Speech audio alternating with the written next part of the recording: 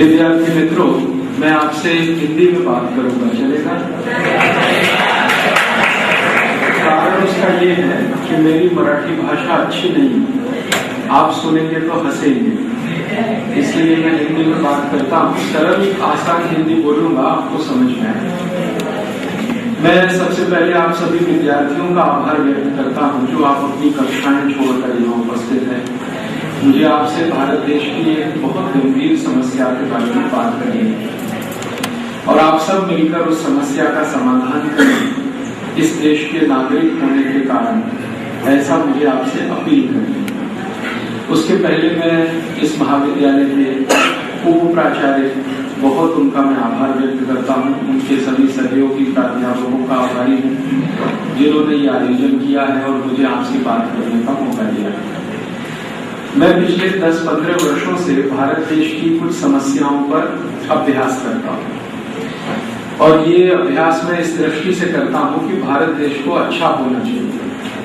हमारे देश में जो अच्छाई है वो लगातार बढ़नी चाहिए और जो खराबियां हैं अपने देश की वो कम होनी चाहिए या समाप्त होनी चाहिए। उस दृष्टि से अपने भारत देश में इस समय बहुत सारी चीजें हैं जो बहुत अच्छी हैं, लेकिन एक बात है जो थोड़ी सी खराब है, वो मुझे आपसे कहनी है। हमारा देश जो भारत है ना, ये पिछले 60 साल में आजादी के बाद एक समस्या में फंस गया है।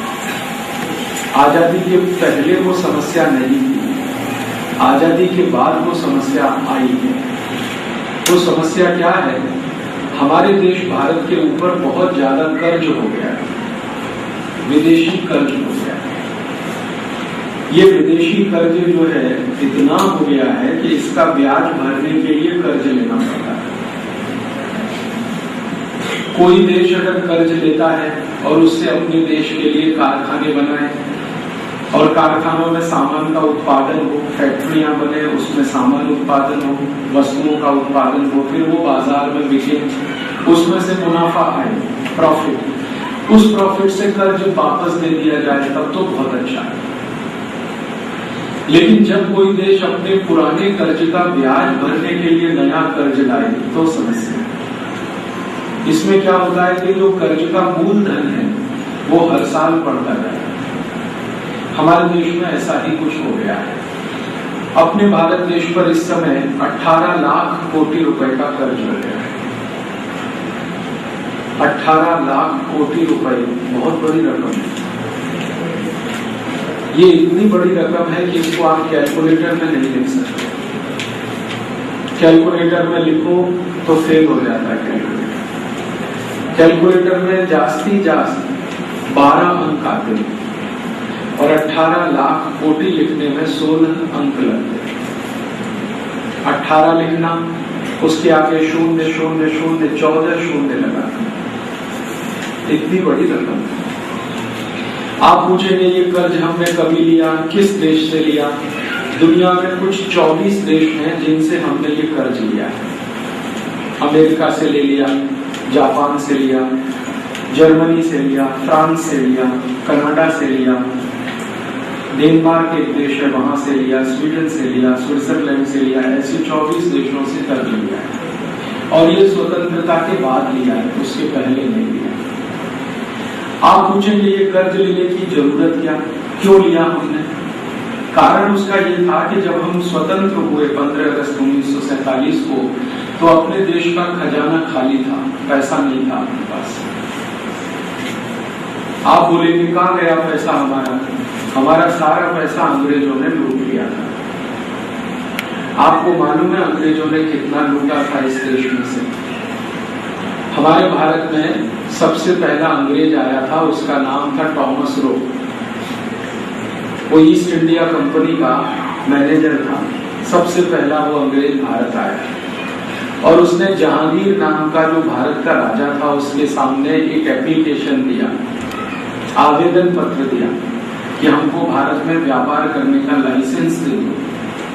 तो जहांगीर ने बिना ज्यादा गंभीरता से सोचे हुए टॉमस रो को लाइसेंस दे दिया व्यापार करने। वो टॉमस रो ने फिर बाद में अपनी कंपनी बुलाई जिसका नाम था ईस्ट इंडिया। और गुजरात में सूरत नाम के शहर में पहली दुकान उन्होंने खोली। उस दुकान में उन्होंने सबसे पहली वस्तु जो बेचना शुरू किया था वो पता है क्या था? चाय। चाय बेचने से उन्होंने व्यापार शुरू किया। अब चाय भारत में कोई पीता नहीं था, इसलिए उनकी बिकती नहीं थी। थोड़े दिन के बाद उनको लगा कि ये चाय का धंधा अच्छा नहीं है, तो कॉफी बेचना शुरू किया, वो भी नहीं बिकी उनकी, क्योंकि कॉफी भी कोई पीता नहीं था इस देश में। तो फिर उन्होंने सोचा क्या बेचना चाहिए यहाँ पर, तो उन्होंने कुछ ऐसी चीजें बेचना शुरू किया जो यहाँ देश में लोगों ने खरीदना शुरू किया था। एक उन्होंने नील बेचना शुरू किया। नील समझते, जो कपड़े में लगाते हैं, वो तीसरी वस्तु थी जो बेचना शुरू किया। उसमें से उनका थोड़ा थोड़ा व्यापार चल पड़ा। फिर उन्होंने एक वस्तु यहाँ बेचना शुरू किया था, शक्कर। शक्कर माने शुगर। हमारे देश में शक्कर नहीं बनती। शक्कर कारखाने अभी बने हैं आजादी के बाद, उसके पहले गुड़ बनता था। गुड़, हम सब लोग गुड़ खाते थे। अंग्रेजों ने हमको शक्कर खिलाई, धीरे धीरे आदत पड़ गई हमको, फिर खरीदना शुरू किया। अंग्रेजों की ये आदत थी कि वो पहले कोई भी चीज बेचते थे तो फोकट में बेचते थे, मुफ्त में। फिर भारतवासियों की सबसे बुरी आदत है कि मुफ्त में जहर भी लेने से। हमारे भारतवासियों को एक बहुत बुरी आदत है जो दुनिया में दूसरे देशों में नहीं है, कि मुफ्त में अगर कोई जहर भी दे तो ले लेते। मैंने बहुत लोगों को देखा है कि सबसे पहले कोई आदमी गुटखा खाना शुरू करता मुफ्त में, कोई उसका पड़ोसी खिलाता है। तंबाकू की आदत पड़ती है मुफ्त में, बीड़ी सिगरेट मुफ्त में पीता है, फिर आदत पड़ जाती है तो खरीद खरीद के पीता है। तो अंग्रेजों ने हमारी कमजोरी समझ ली, मुफ्त में कुछ चीजें बेची, हमें आदत पड़ गई, हमने खरीदना शुरू किया, उनका धंधा चल पड़ा। एक दुकान से दूसरी दुकान हो गई, दूसरी से तीसरी। 100 साल के अंदर हिंदुस्तान के हर बड़े शहर में उनकी दुकान और खूब व्यापार उनका चल पड़ा, मुनाफा खूब हो गया। फिर उन्होंने क्या किया, जो मुनाफा उनको मिला उससे उन्होंने एक फौज बनाई, आर्मी, और उस आर्मी की मदद से भारत को फिर उन्होंने लूट मार करना शुरू किया। अंग्रेजों ने एक आर्मी बनाई, सेना, जिसमें 3,65,000 सैनिक होते थे, जिनमें से 65,000 सैनिक इंग्लैंड से लाए थे, वो गोरे सैनिक थे, और 3 लाख सैनिक उन्होंने भारत से ही भाड़े पर लिए। भाड़े पर सैनिक मिलते थे इस देश, उनको पगार देते थे वो, और भारतवासी ही अंग्रेजों के लिए नौकरी करते थे।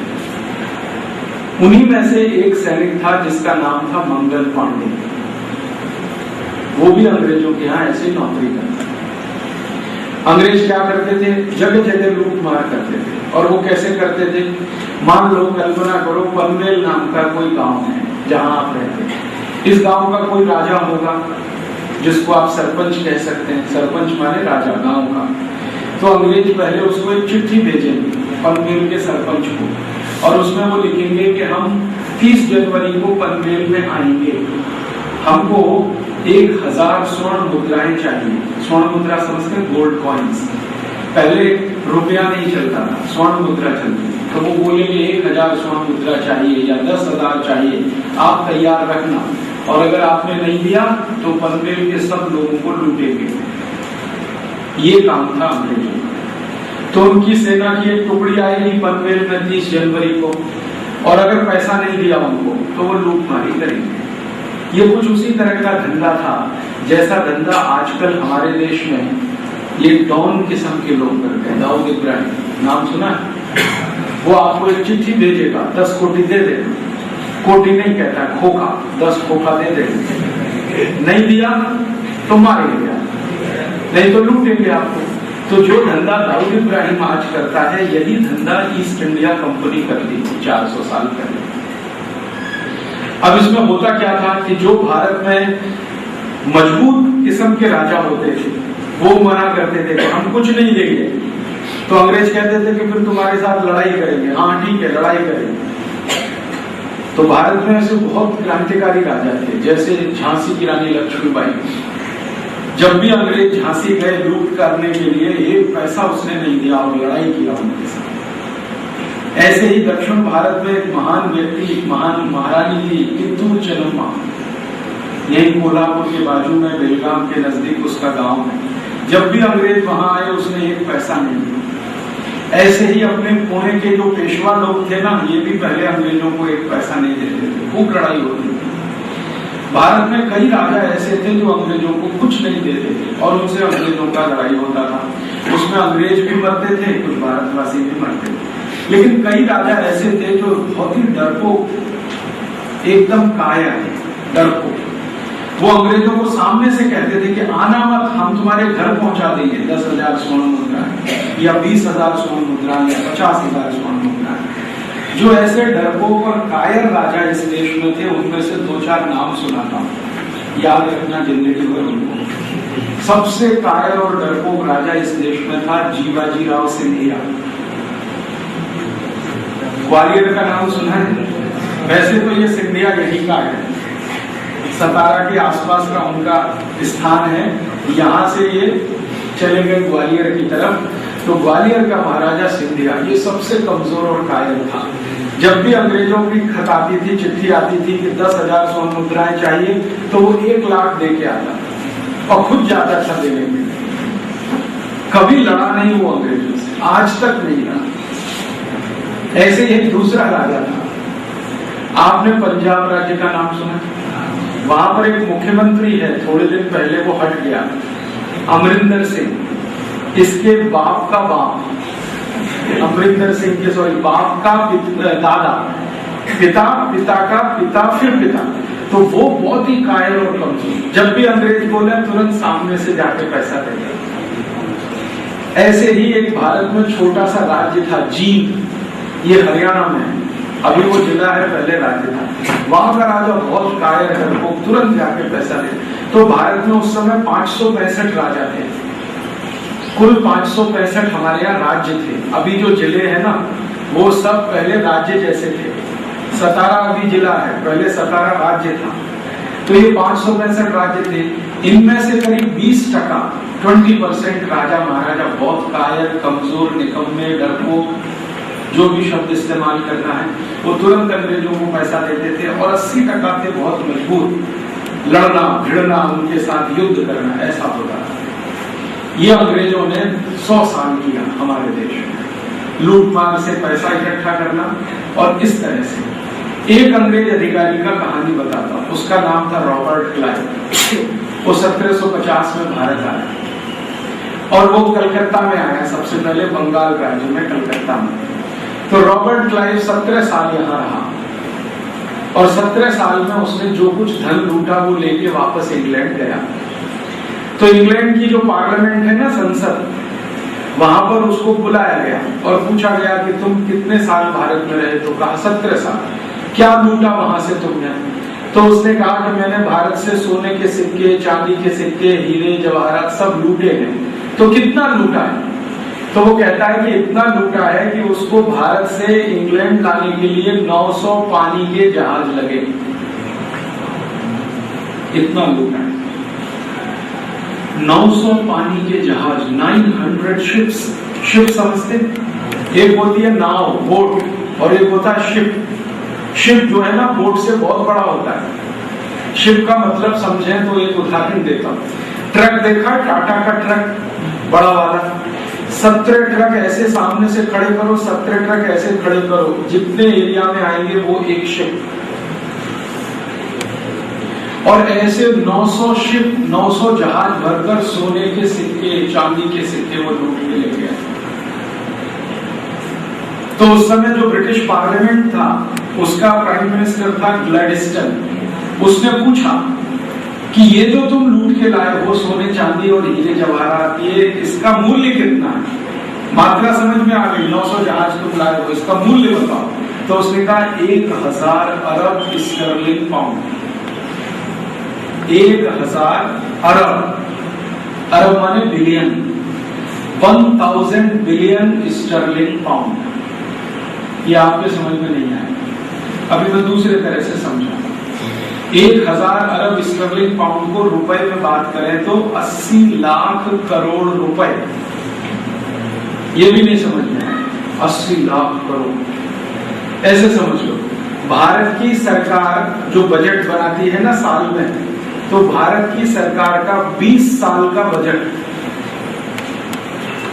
और एक तरीके से समझा, हमारे यहाँ पंचवार्षिक योजनाएं बनती है, तो भारत की 8 पंचवार्षिक योजनाएं बने उतना पैसा।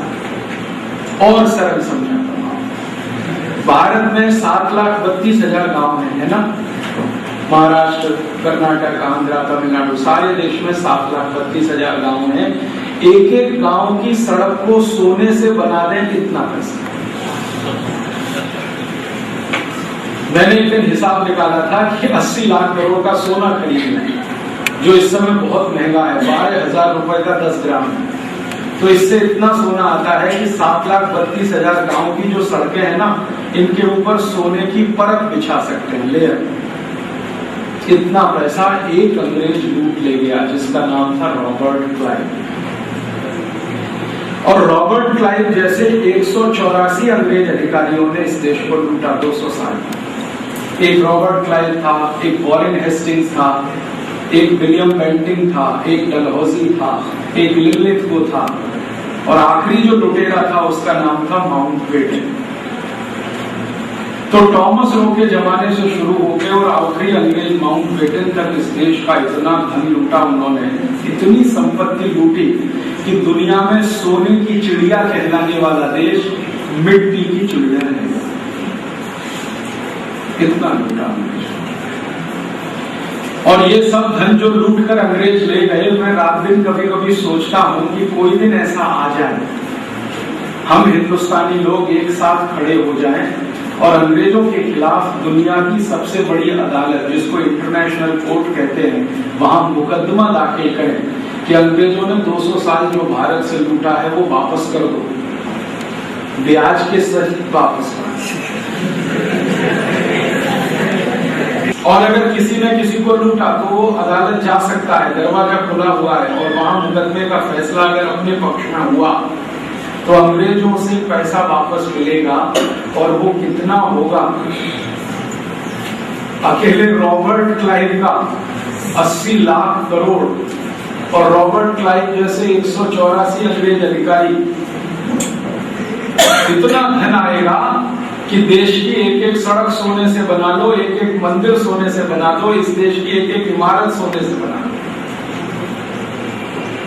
तो आप बोलेंगे 60 साल में हमने किया क्यों नहीं ऐसा मुकदमा? मुश्किल ये है कि पिछले 60 साल में भगत सिंह जैसा कोई प्रधानमंत्री पैदा ही नहीं हुआ जो ये करे। ये काम करने के लिए भगत सिंह जैसा खून चाहिए, ऊधम सिंह जैसा खून चाहिए, चंद्रशेखर आजाद वाला खून चाहिए। कई बार लोग मुझे कहते हैं, राजीव भाई आजादी के 60 साल में हमने बहुत कुछ खोया तो कुछ पाया भी है ना? तो मैं कहता हूँ हाँ, हमने बहुत कुछ खोया, बहुत कुछ पाया। ये कैमरा ऑफ कर दीजिए 2 मिनट के लिए। जो मैं बोलने जा रहा हूँ वो आपके लिए है, बाहर वालों के लिए नहीं। नाम एक देश तो बहुत ही छोटा है, उसका नाम है जिम्बाब्वे। उसका पुराना नाम है रोडेशिया, अभी हो गया जिम्बाब्वे। ये इतना छोटा देश है कि मुश्किल से महाराष्ट्र के 2 या 3 जिले के बराबर का देश है। सतारा एक जिला ले लो, पूना एक जिला ले लो, और ठाणा, 3 मिला दो तो पूरा एक देश है जिम्बाब्वे। इतने छोटे देश ने अंग्रेजों से अपना लूट का पैसा वापस ले लिया। अंग्रेजों ने इस देश को 450 साल लूटा है।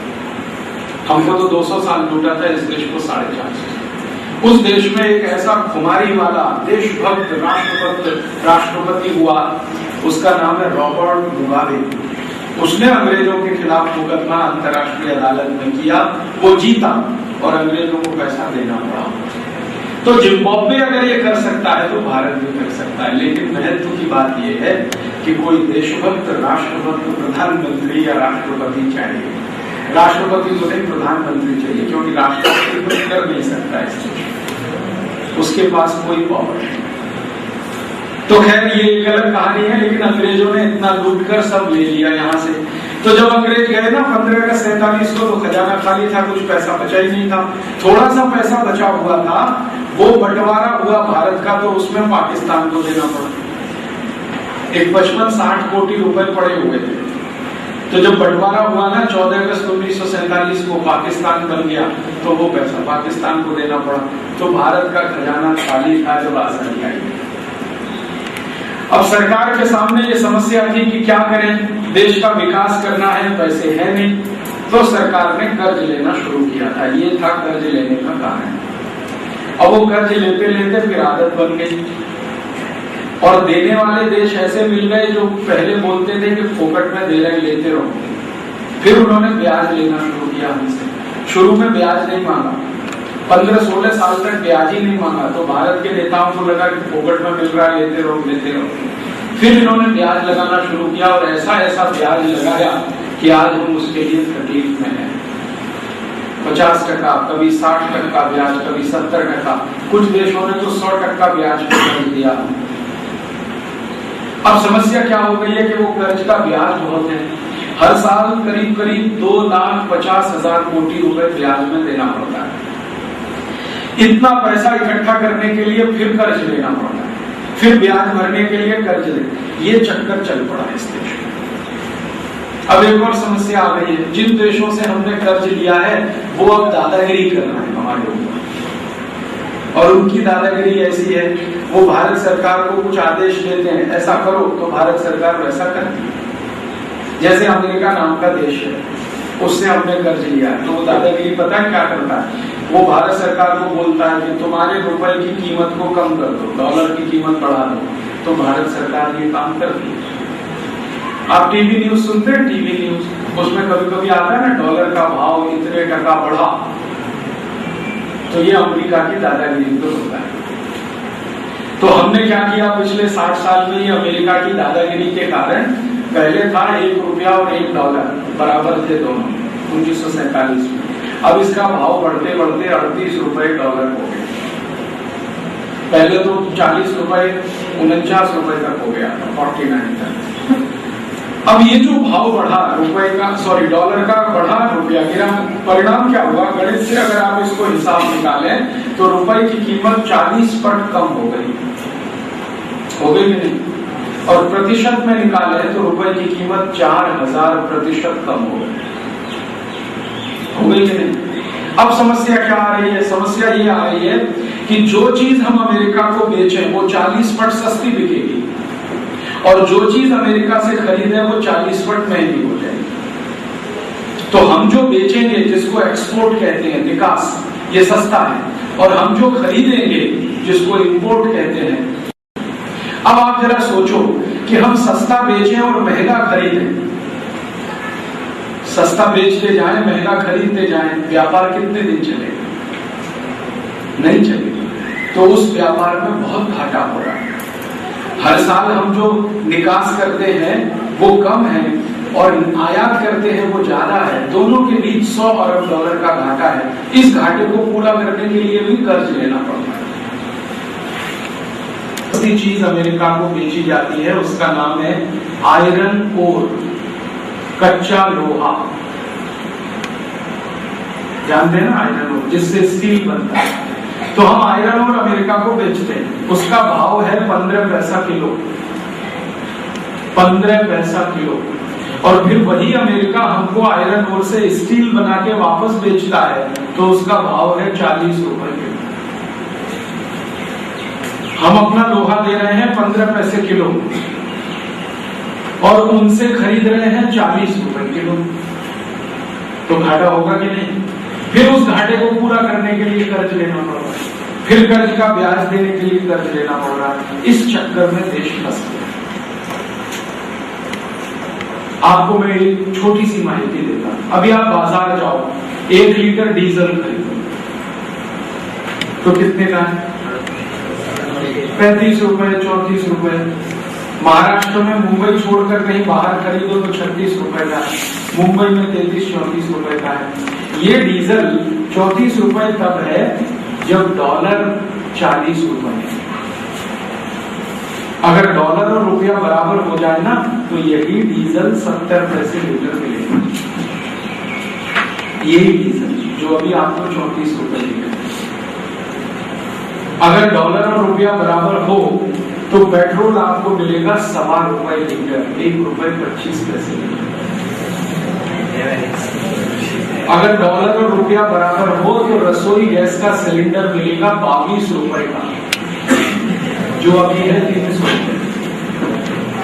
अगर रुपया डॉलर बराबर हो ना, मुश्किल से मुश्किल 350 रुपए आएगा एक साल, और 5 साल मिला दो तो 1500, 1200, 1500 रुपए में इंजीनियर बन के निकल सकते। मैं कहना जो चाहता हूं आपसे वो ये कि रुपया और डॉलर अगर बराबर हो तो हर चीज का कीमत 40 पट कम हो जाएगा अपने आप। महंगाई खत्म, और महंगाई खत्म तो हर गरीब आदमी कुछ भी खा पी सकेगा। ये महंगाई जो है ना, रुपया और डॉलर के चक्कर में है। कुछ महंगाई है टैक्स के कारण, और ज्यादा महंगाई है रुपया और डॉलर के एक्सचेंज रेट के कारण। और रुपए और डॉलर का एक्सचेंज रेट में डॉलर महंगा, रुपया सस्ता इसलिए है कि हमने कर्ज ले रखा है और अमेरिका की दादागिरी है, उसमें डॉलर का भाव बढ़ा। बात समझ में आ रही? अब मैं एक प्रश्न पूछता हूं कि ये जो चल रहा है ये अच्छा है सब? ऐसे ही चलता रहेगा? अगर ये ऐसे ही चलता रहेगा तो 2-4 साल में देश फिर डूब जाएगा। क्योंकि ये जो कुछ चल रहा है ना, इसमें हर साल हमको 2 लाख कोटी रुपए का नुकसान हो रहा है। हम एक्सपोर्ट सस्ता कर रहे हैं, इंपोर्ट महंगा कर रहे हैं। 2 लाख कोटी रुपए हर साल देश को नुकसान हो रहा है। और एक दादागिरी आजकल चल पड़ी है अमेरिका की। वो दादागिरी क्या है? जब भी हमारी सरकार उनसे कर्ज मांगने जाती है, हमारी सरकार समय समय पे उनसे कर्ज मांगती है अमेरिका से, तो कभी भी अमेरिका बोलता है अच्छा ठीक है आपको कर्ज मिलेगा, लेकिन हमारे देश की माने अमेरिका की कंपनियों को भारत में धंधा करने के लिए दरवाजा खोल दो। ये नई दादागिरी शुरू। तो हमारी सरकार जब कर्ज मांगती है तो अमेरिका कहता है हमारी 100 कंपनियों को भारत में आने दो। तो भारत सरकार दरवाजा खोल के अमेरिका की 100 कंपनियों को बुलाती है, फिर उनको लाइसेंस दिए जाते हैं, फिर वो अमेरिका की कंपनियां आके वस्तुओं का उत्पादन करती हैं, फिर उन उत्पादनों का जाहिरात टीवी पे किया जाता है। वो जाहिरात आप सब रोज देखते हैं। जाहिरात देख देख कर आपको लालच आता है, तो फिर वही अमेरिका की वस्तु आप खरीदने लगते हैं, और वो वस्तु खरीदे तो फिर भारत का पैसा अमेरिका जाना शुरू हो जाता है। ये खेल वैसा ही है जैसे ईस्ट इंडिया कंपनी खेला है। ईस्ट इंडिया कंपनी यहाँ कुछ वस्तुएं बेचती थी, उसका मुनाफा सब लंदन जाता था। अब अमेरिका की कंपनियां यहाँ वस्तुएं बेचती हैं, उसका मुनाफा अमेरिका जाता है। आपने आजकल देखा टीवी में जाहिरात बहुत आती है, न्यूज से ज्यादा जाहिरात आती है। 2 मिनट न्यूज आती है, 3 मिनट जाहिरात आती है। न्यूज जाहिरात, न्यूज जाहिरात, न्यूज जाहिरात। अंत में क्या होता है? न्यूज भूल जाती है, जाहिरात याद होती है। किसी को भी मैं पूछता हूँ कल क्या न्यूज देखा, तो कहते मालूम नहीं, माहिती नहीं, क्या देखा। जाहिरात क्या देखा, तुरंत बोलते हैं ठंडा मतलब आपको भी याद है। ये जो जाहिरात है ना, ठंडा मतलब कोका कोला, ये अमेरिकी वस्तु का जाहिरात है। उस वस्तु का नाम है कोका कोला। ऐसी एक वस्तु है, उसका नाम है पेप्सी कोला। हाँ, ये दोनों अमेरिका की वस्तु है और ये भारत में बिक रही है। एक बाटली कोका कोला 12 रुपए में बिकती है, कभी 10 रुपए में भी मिल जाती है, लेकिन एक बाटली कोका कोला मात्र 70 पैसे में बनता है। क्या लगता है? पानी लगता है ना, पानी फोकट का है, पैसा लगता नहीं उसका। कोका कोला कंपनी को पानी का पैसा नहीं लगता, फोकट में पानी मिलता है। फिर उस पानी में वो रंग मिलाते हैं, कलर, वो बहुत सस्ता है। एक बाटली कोका कोला में रंग मिलाने में 2 या 3 पैसे का खर्चा है। फिर उसमें वो मिलाते हैं सैकरीन, सैकरीन माने मीठा बनाने के लिए। शुगर से वो बहुत सस्ती, शुगर तो 18 रुपए किलो है, सैकरीन तो 18 रुपए की 100 किलो है। हाँ, बहुत सस्ता है।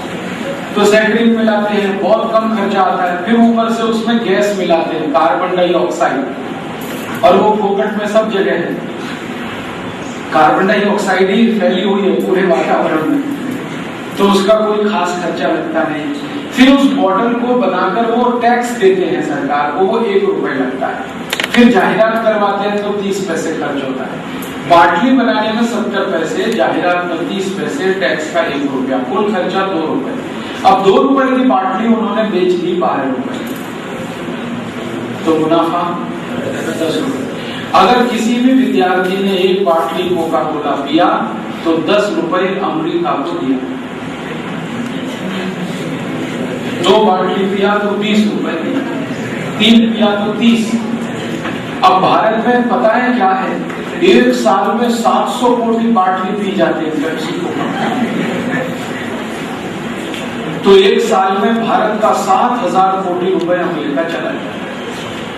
7,000 कोटी, 7,000 कोटी रुपए में 100 इंजीनियरिंग कॉलेज बनते हैं, उतना चला जाता है अमेरिका हर साल। 1 वर्ष में 7,000 कोटी, 2 वर्ष में 14,000 कोटी। 15 साल से ये धंधा चल रहा है पेप्सी कोका, 1 लाख कोटी रुपए चला रहा है। अब क्या होता है कि हमने पेप्सी कोक पी लिया, पैसा अमेरिका गया, अमेरिका वो पैसा पाकिस्तान को देता है डोनेशन, क्योंकि अमेरिका और पाकिस्तान की दोस्ती है और वो आज से नहीं है, तब से है जब से पाकिस्तान बना। ये जो जम्मू कश्मीर का सवाल है ना, ये अमेरिका ने उलझाया हुआ है, पाकिस्तान की दम नहीं है जो जम्मू कश्मीर पे भारत से टक्कर ले सके, वो अमेरिका का टेका मिला हुआ उसको सपोर्ट है, इसलिए ये मामला है। तो हम पैसा दे रहे हैं पेप्सी कोक पी के, अमेरिका को, अमेरिका दे रहा है पाकिस्तान को, पाकिस्तान वो पैसा देता है त्रासवादियों को, और त्रासवादी उस पैसे से बनाते हैं बम और ब्लास्ट करते हैं मुंबई में। हम पीते हैं पेप्सी, पैसा जाता है अमेरिका, अमेरिका देता है पाकिस्तान को, पाकिस्तान त्रासवादियों को, त्रासवादी बम ब्लास्ट करते हैं, उसमें हमारे आपके भाई बहन मरते हैं। और हम क्या करते हैं, पेप्सी पीते हैं और भारत माता की जय। कैसे होने वाली है भारत माता की जय, सोचो। और मुझे इतना तकलीफ है, जो लोग पेप्सी को पीते हैं वो सब भारत माता के दुश्मन हैं, देशद्रोही हैं। लेकिन ये जो पेप्सी को पीने वाले देशद्रोही हैं, ये सब सुशिक्षित हैं, एजुकेटेड। मैंने आज तक किसी शेतकरी नागरिक को पेप्सी पीते नहीं देखा। वो क्यों नहीं पेप्सी पीता, क्योंकि सुशिक्षित नहीं, वो पढ़ने नहीं गया। बहुत अच्छा है, वो कभी पढ़ने जाता नहीं स्कूल कॉलेज में, तो इसलिए उसको मालूम भी नहीं है पेप्सी क्या है, कोका कोला क्या है। वो तो ज्यादा से ज्यादा ऊस का रस पीता है, या नींबू की शिकंजी पीता है, या नारियल का पानी पीता है, या संतरे या मौसमी का रस पीता है। शेतकरी जो पढ़ा लिखा नहीं है वो पेप्सी कोक नहीं पीता, उसका रस, नींबू की शिकंजी, नारियल का पानी ये पीता है। और ये जो पढ़ा लिखा इडियट क्लास का आदमी इस देश में पैदा हुआ है, ये पेप्सी पीता है, Pepsi, Coca Cola, Thums Up, Limca, Citra. उसको पूछो भाई क्यों पीते हो पेप्सी, तो वो बोलता है आमिर खान कहता है इसलिए। अब आमिर खान क्यों कहता है ठंडा मतलब कोका कोला, क्योंकि उसको पैसा मिलता है। एक बार मैंने आमिर खान को ईमेल किया और उसको पूछा कि तुम ये जाहिरात क्यों करते हो ठंडा मतलब कोका कोला, तो उसने कहा मुझे ये जाहिरात करने का 7 कोटी रुपए मिलता है इसलिए करता हूं। और आमिर खान ने मुझे बताया कि मैं साल में एक ही फिल्म बनाता हूं, उसमें 3 या 4 कोटी मिलता है 1 साल में, और यहाँ 5 मिनट में ठंडा मतलब कोका कोला बोलने का 7 कोटी मिलता है, इसलिए मैंने ये धंधा शुरू किया। आज उसका ये धंधा है। फिर मैंने एक दिन आमिर खान को बहुत लंबा ईमेल किया कि तुम एक तरफ तो सरफरोश जैसी फिल्में बनाते हो जो त्रासवाद के खिलाफ है, और दूसरी तरफ तुम कोका कोला जाहिरात करके पैसा अमेरिका भेज रहे हो, अमेरिका पाकिस्तान को दे रहा है, पाकिस्तान त्रासवादियों को दे रहा है। ये तुम्हारा चक्कर क्या है, दोहरी जिंदगी क्यों है? तो कहता मैं तो पैसे के लिए करता हूं, कुछ भी करता हूं। सरफरोश भी पैसे के लिए बनाई थी, इसलिए थोड़ी बनाई थी कि देशभक्ति है। ये जो सिनेमा में काम करने वाले एक्टर एक्ट्रेसेस है ना, ये पैसे के लिए कुछ भी करते हैं। एक वो आपने देखा सलमान खान, वो डांस करता है, लेकिन डांस करते करते शर्ट उतार देता है, शर्ट उतार के डांस करता है। एक बार मैंने पूछा भाई तुम शर्ट क्यों उतारते हो बार बार ये डांस करते समय, तुमको कुछ खाज हो गई है, खुजली हो गई है, कुछ चर्म रोग हुआ है, कुछ चामड़ी का रोग हुआ है, क्यों शर्ट उतारते हो? तो उसने कहा मुझे शर्ट उतारने का 70 लाख रुपए मिलता है इसलिए शर्ट उतारता हूं। तब मैंने एक और ईमेल किया, उसका जवाब नहीं दिया उसने। मैंने कहा कि अगर 70 लाख मिलता है तो तुम शर्ट उतारते हो, 1 कोटी मिलेगा फिर?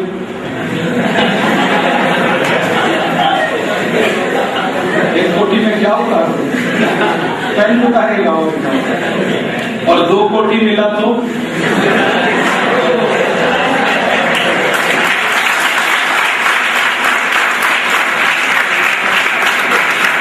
मैं जो आप विद्यार्थियों को समझाना चाहता हूं वो ये कि सिनेमा के एक्टर और एक्ट्रेस कोई भी काम देशभक्ति से नहीं करते, पैसे से करते। पैसा मिले तो करेंगे, नहीं तो नहीं करेंगे। तो पैसे के लिए धंधा करना है, उसमें वो जाहिरात होता है। जाहिरात आप सब देखते हैं और आप पेप्सी को पीते हैं, नुकसान देश का हो जाता है। आमिर खान का कोई नुकसान नहीं, देश का नुकसान। कितना? मैंने बताया 10,000 कोटी रुपए साल का नुकसान। तो आप जरा सोचो थोड़ा शांति से कि हम पेप्सी पिए, देश को 10,000 कोटी का नुकसान हो, पाकिस्तान को पैसा मिले, त्रासवादियों को पैसा मिले, त्रासवादी मजबूत होते रहे, बम बनाते रहे, भारत में फोड़ते रहे, लोग यहाँ के मरते रहे। ये अच्छा खेल है, चल रहा है? अच्छा चलना चाहिए ये? तो बंद होना चाहिए ना ये खेल। कैसे बंद होगा?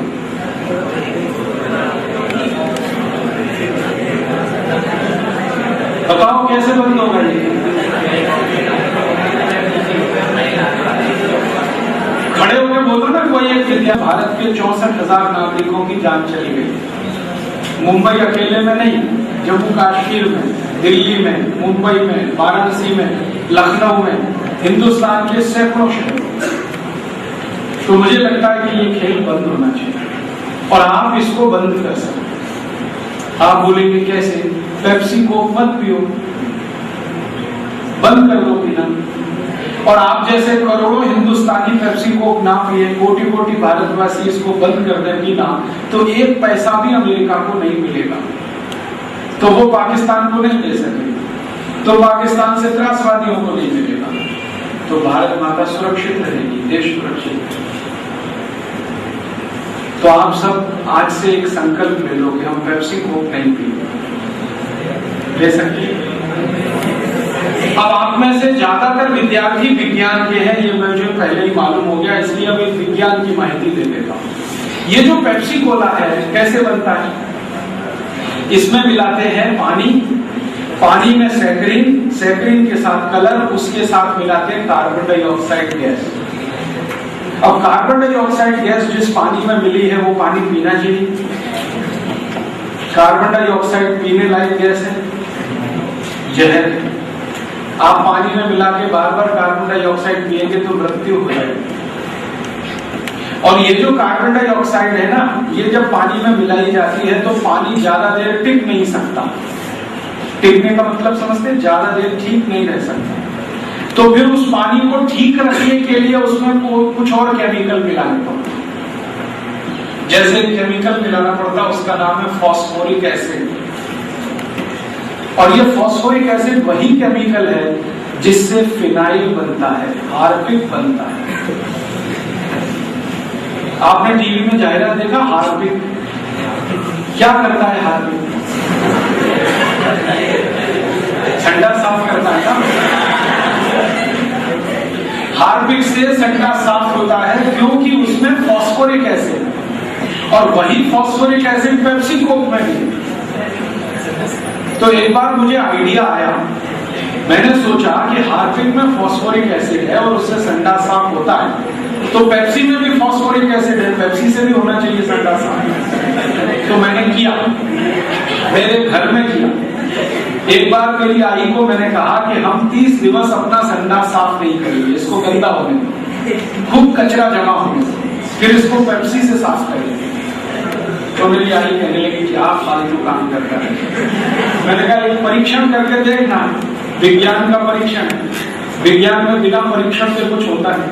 तो मेरी आई मान गई। 30 दिवस हमने हमारा संडा साफ नहीं किया, वो बहुत गंदा हो गया, एकदम पीला पीला कचरा जमा हो गया, आधा इंच कचरा जमा हो गया। फिर मैं एक बाटली पेप्सी कोला लाया, एक बाटली कोका कोला लाया, दोनों को मिलाया और टॉयलेट पॉट पे उसको स्प्रे कर दिया और 2 मिनट के बाद उसको पानी से धोया।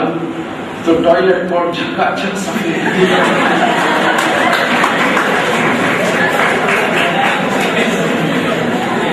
वो दिन से मैंने जाहिरात करना शुरू किया, ठंडा मतलब टॉयलेट क्लीन।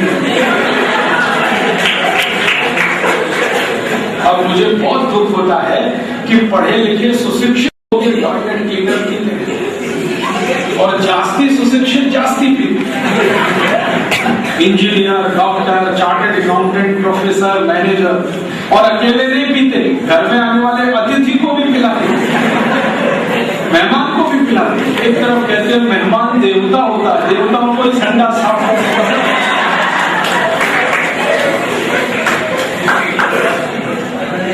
पीना चाहिए।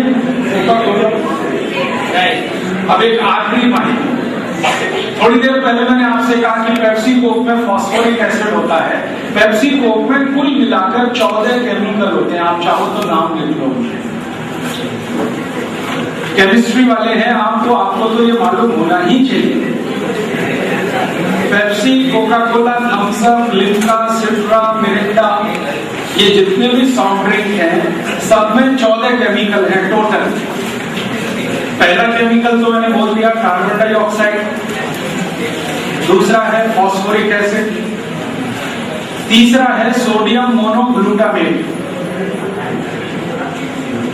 सोडियम मोनोग्लूटामेट, चौथा केमिकल है पोटेशियम सॉर्बेट, पांचवा केमिकल है ब्रोमिनेटेड वेजिटेबल ऑयल, छठा केमिकल है मिथाइल बेंजीन। ये सब केमिस्ट्री के नाम है, आप सब जानते हैं, मिथाइल बेंजीन। सातवां केमिकल है मेथिल बेंजोएट।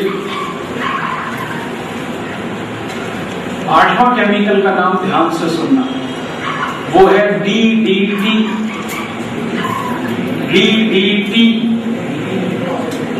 DDT समझते हैं? मच्छर मारने वाली दवा, वो पेप्सी में है, कोक में। फिर उसके बाद आठवां केमिकल है एंडोसल्फान। शेतकरी उसको वापरते हैं अपने खेती में जंतु मारने के लिए, एंडोसल्फान। फिर एक है मेलाथियान, फिर एक केमिकल है डाइक्रोमेट, फिर एक है मोनोप्रोटोफॉस,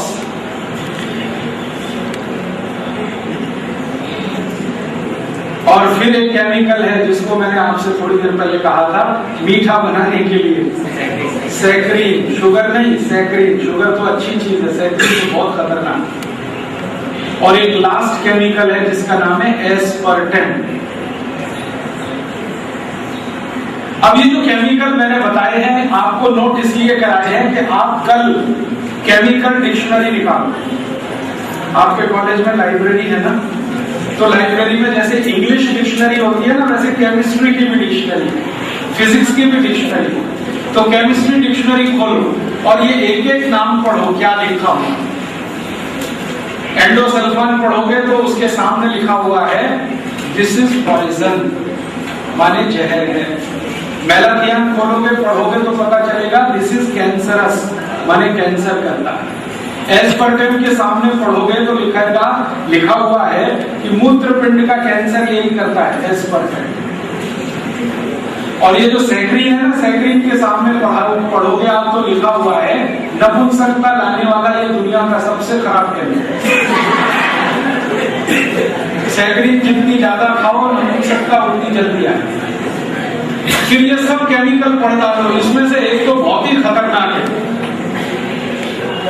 जिसका नाम मैंने दिया ना मेथिल बेंजोएट। ये इतना खराब केमिकल है कि ये बताया जाता है विज्ञान में कि कोई आई को गर्भावस्था हो और गर्भ में कोई शिशु हो और उस आई को मेथिल बेंजोएट का 0.005 मिलीग्राम का एक डोज दे दो तो जो गर्भस्थ शिशु है वो विकलांग हो जाए।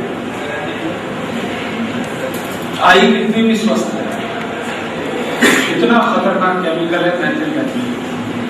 आई के बारे में सारी दुनिया के वैज्ञानिक ये कहते हैं कि आई का जो गर्भाशय है वो दुनिया का सबसे सुरक्षित स्थान होता है, वहां तक कोई जहर नहीं पहुंच सकता, लेकिन मेथिल बेंजोएट उसको भी पेनिट्रेट कर देता है। मैंने ये सब केमिस्ट्री की डिक्शनरी में पढ़ के दिमाग खराब हो गया मेरा कि 14 जहर रोज मिला मिला के पी रहे हैं, तो कैंसर भी होगा, डायबिटीज भी आएगी, नपुंसकता भी आएगी, ब्रेन हेमरेज भी होगा, पैरालिसिस भी होगा, 48 रोग। तब मुझे बहुत गुस्सा आया इस कंपनी पर, तो मैंने इस कंपनी के खिलाफ एक मुकदमा किया हुआ। वो मुकदमा पहले हाई कोर्ट में किया था मैंने, राजस्थान में, जयपुर। वहां मैं जीता, कंपनी हारी। अब वो मुकदमा सुप्रीम कोर्ट में चल रहा है, अभी भी चालू है। उस मुकदमे का थोड़े दिन में फैसला आने वाला है। जज के सामने मैंने सारे सबूत रख दिए कि ये जितने केमिकल हैं इससे शरीर को कितना नुकसान होता है। एक इंजेक्शन अगर भर दिया जाए पेप्सी कोला का और किसी व्यक्ति को लगा दिया जाए जो स्वस्थ है, तो 15 मिनट में हार्ट अटैक आ जाता है।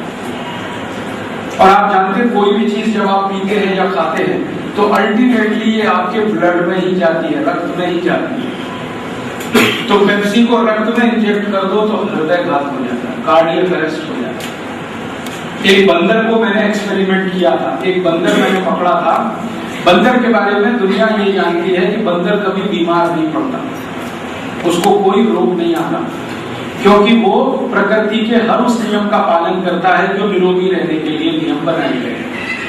उस बंदर का ब्लड, जिसका RH फैक्टर दुनिया में सबसे आइडियल है, और आदमी के RH फैक्टर को बंदर के साथ कंपेयर किया जाता है जब ब्लड रिपोर्ट आप पढ़ते हैं।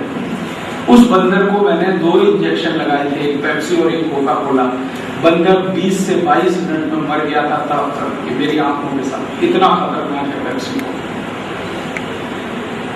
तो हमने मुकदमा किया है, हाई कोर्ट में हम जीते हैं, सुप्रीम कोर्ट में भी शायद जीतेंगे। इस मुकदमे में हंगामा हो गया, पार्लियामेंट में ये बात आ गई कि सरकार ने इतनी खतरनाक पेप्सी को कंपनी को लाइसेंस क्यों दिया जब ये जहर बेच रहे हैं। तब हमारे प्रधानमंत्री ने लोकसभा में कहा कि हमारी मजबूरी है, क्योंकि हम अमेरिका से कर्ज लेते हैं तो अमेरिका की हर शर्त माननी पड़ती है। तो अमेरिका ने शर्त लगाई थी कि पेप्सी को भारत में बिक्री करने दो, तभी कर्ज मिलेगा। तो हमने इस कंपनी को लाइसेंस दिया, तो कोर्ट ने कहा कि लाइसेंस रद्द कर दो। तो प्रधानमंत्री ने कहा कि ये नहीं कर सकते, ये नहीं कर सकते। ज्यादा से ज्यादा इतना कर सकते हैं कि पेप्सी को की बोतल पर हम लिख देंगे कि इसको पीना स्वास्थ्य के लिए हानिकारक है, जैसे सिगरेट के डिब्बे में लिखा होता। लाइसेंस रद्द नहीं कर सकते, क्योंकि जब तक कर्ज वापस नहीं करेंगे अमेरिका का, तब तक लाइसेंस रद्द नहीं होता, कोई भी प्रधानमंत्री आए। तो ये जब गंभीर मामला आया तो संसद में बहुत हल्ला हुआ। तो पार्लियामेंट के जो सारे एमपीज है ना, लोकसभा राज्यसभा के, इन्होंने एक तुरंत फैसला किया कि लोकसभा की कैंटीन में पेप्सी कोक को बैन कर दें, क्योंकि उनको डर है कि हम भी मर सकते हैं। ये हरामखोर पुजारी अपने डर से पेप्सी कोक पीना बंद किया कैंटीन में। पूरे देश में बिकना बंद नहीं कराया है, वो अभी भी चालू है। माने जनता मरे तो मरे, पुजारी जिंदा रहनी चाहिए, ऐसा है। तब एक दिन मैंने क्या किया, उस समय जब ये हमने मुकदमा माल बिकेगा नहीं तो ये कंपनी अपने आप अमेरिका भाग जाएगी, यही सरल तरीका है। और ये तरीका उन्होंने कहा कि मेरा नहीं है जो मैं बता रहा हूं, ये लोकमान्य तिलक का बताया हुआ है। आपको मालूम है लोकमान्य तिलक, जिन्होंने आजादी की लड़ाई में सबसे ज्यादा काम किया, 1920 के आसपास उन्होंने एक स्वदेशी आंदोलन किया। वैसे तो 1905 से शुरू हो गया था। तो बहुत लोग पूछते थे लोकमान्य तिलक को कि आप ये स्वदेशी स्वदेशी क्यों बोलते हैं, स्वदेशी वापरो स्वदेशी वापरो। तो तिलक कहते थे कि ईस्ट इंडिया कंपनी को भगाने का यही तरीका है, स्वदेशी वापरो। माने अंग्रेजी माल मत खरीदो, ईस्ट इंडिया कंपनी भाग जाएगी। और उनके बताए हुए मार्ग पर गांधी जी ने काम किया और ये देश आजाद हुआ। अंग्रेज गए, ईस्ट इंडिया कंपनी भी गई। तो मुझे यही भरोसा है कि हम भी वही मार्ग पर अगर चले, पेप्सी को बहिष्कार करें, ना पिए, तो एक दिन ये कंपनी भी भाग जाएगी और देश को कुछ फायदा तो हो ही जाएगा, कम से कम नुकसान तो नहीं होगा। तो आप इस काम में कुछ मदद करेंगे? आप बोलेंगे जी क्या मदद करें? आप इतना ही करो कि आप पेप्सी को मत पियो और आपके आई बड़ी को कहो वो भी ना पिए, और कोई फोकट में दे तो भी मत पियो। और किसी को पीता हुआ देखो तो इतना जरूर कहो एजुकेटेड इडियट, ये संडास साफ करने की चीज क्यों पी रहा है? तो जब आप उसको बोलोगे ना तो उसको बहुत खराब लगेगा, क्योंकि एजुकेटेड आदमी जो होता है ना वो बहुत अहंकारी होता है, वो जानता है कि दुनिया का सब ज्ञान उसी के पास है, होता वो महामूर्ख है। मेरा 15 साल का तजुर्बा है, जो अनएजुकेटेड है वो बहुत ज्ञानी है, पहले से ही शिरडी का रस बने उसका रस पी रहा, जो एजुकेटेड है वही पी रहा है संडास साफ करने का पानी। तो वो बोलेगा तुमको कैसे माहिती है ये संडास साफ करने का, तो उसको कहोगे तुम एक दिन अपनी संडास साफ करके देख लो ना। संस्कृत में एक सूत्र है प्रत्यक्षम किम प्रमाणम, जो प्रत्यक्ष है उसके प्रमाण की जरूरत क्या, तो वो एक दिन भी साफ करेगा संडास बहुत अच्छा साफ होता है, क्योंकि मैं 100 बार कर चुका हूं। और ये माहिती फैलती जाएगी, ठंडा मतलब टॉयलेट क्लीनर, ठंडा मतलब टॉयलेट क्लीनर, ठंडा मतलब टॉयलेट क्लीनर। परिणाम क्या आएगा, बिक्री कम होती जाएगी, एक दिन कंपनी भाग जाएगी। भले प्रधानमंत्री उसको ना भगा सके लेकिन आप भगा सके। समझ में आया, याद रहेगा। फिर आप बोलोगे हम क्या पिए, पेप्सी कोक तो बंद करो, पीने के लिए उसका रस पियो। मैंने एक दिन हिसाब निकाला, सब हिंदुस्तानी उसका रस पिए, पेप्सी बंद कर दें, कोक बंद कर दें, तो 10,000 कोटि रुपए का उसका रस बिकेगा, और 10,000 कोटि रुपए सीधा शेतकरी समाज को मिलेगा नहीं? और शेतकरी समाज को एक साल में 10,000 कोटि मिला, तो 10 साल में ऊस उत्पन्न करने वाला एक शेतकरी कोटिपति हो जाएगा। और अगर शेतकरी कोटिपति हुआ, अगर शेतकरी समाज कोटिपति हुआ तो फिर वो आत्महत्या नहीं करेगा। तो शेतकरी समाज की आत्महत्या की समस्या का भी समाधान आप कर सकते हैं। उसका रस पियो, बिक्री ज्यादा हो। उसका नहीं मिलता तो नींबू की शिकंजी पी लो, तो भी पैसा शेतकरी को ही मिलेगा, क्योंकि नींबू भी शेतकरी ही पैदा कर रहा है। संतरे का रस पी लो, द्राक्ष का रस पी लो, मौसमी का रस पी लो, कुछ नहीं मिलता तो मिट्टी के घड़े का पानी ही पी लो। घर में है, टैक्स फ्री है, कॉस्ट फ्री है, साइड इफेक्ट नहीं है, पेप्सी कोक से अच्छा। समझ गए। अब दूसरी एक छोटी बात और समझाना चाहता हूं कि टीवी में जाहिरात देखकर कभी भी कुछ मत खरीदना, क्योंकि ये सब जाहिरात झूठ है, एक भी सच नहीं। आपने टीवी में जाहिरात देखा है, लाइफ बॉय है जहां, अच्छा आपको ऐसा लगता है कि तंदुरुस्ती लाइफ बॉय से आती है? अगर मान लो तंदुरुस्ती आती है लाइफ बॉय से, तो भोजन क्यों करते हो? भोजन करना बंद करो, एक लाइफ बॉय खरीदी करो, दिन भर रगड़ते रहो, तंदुरुस्ती आएगी।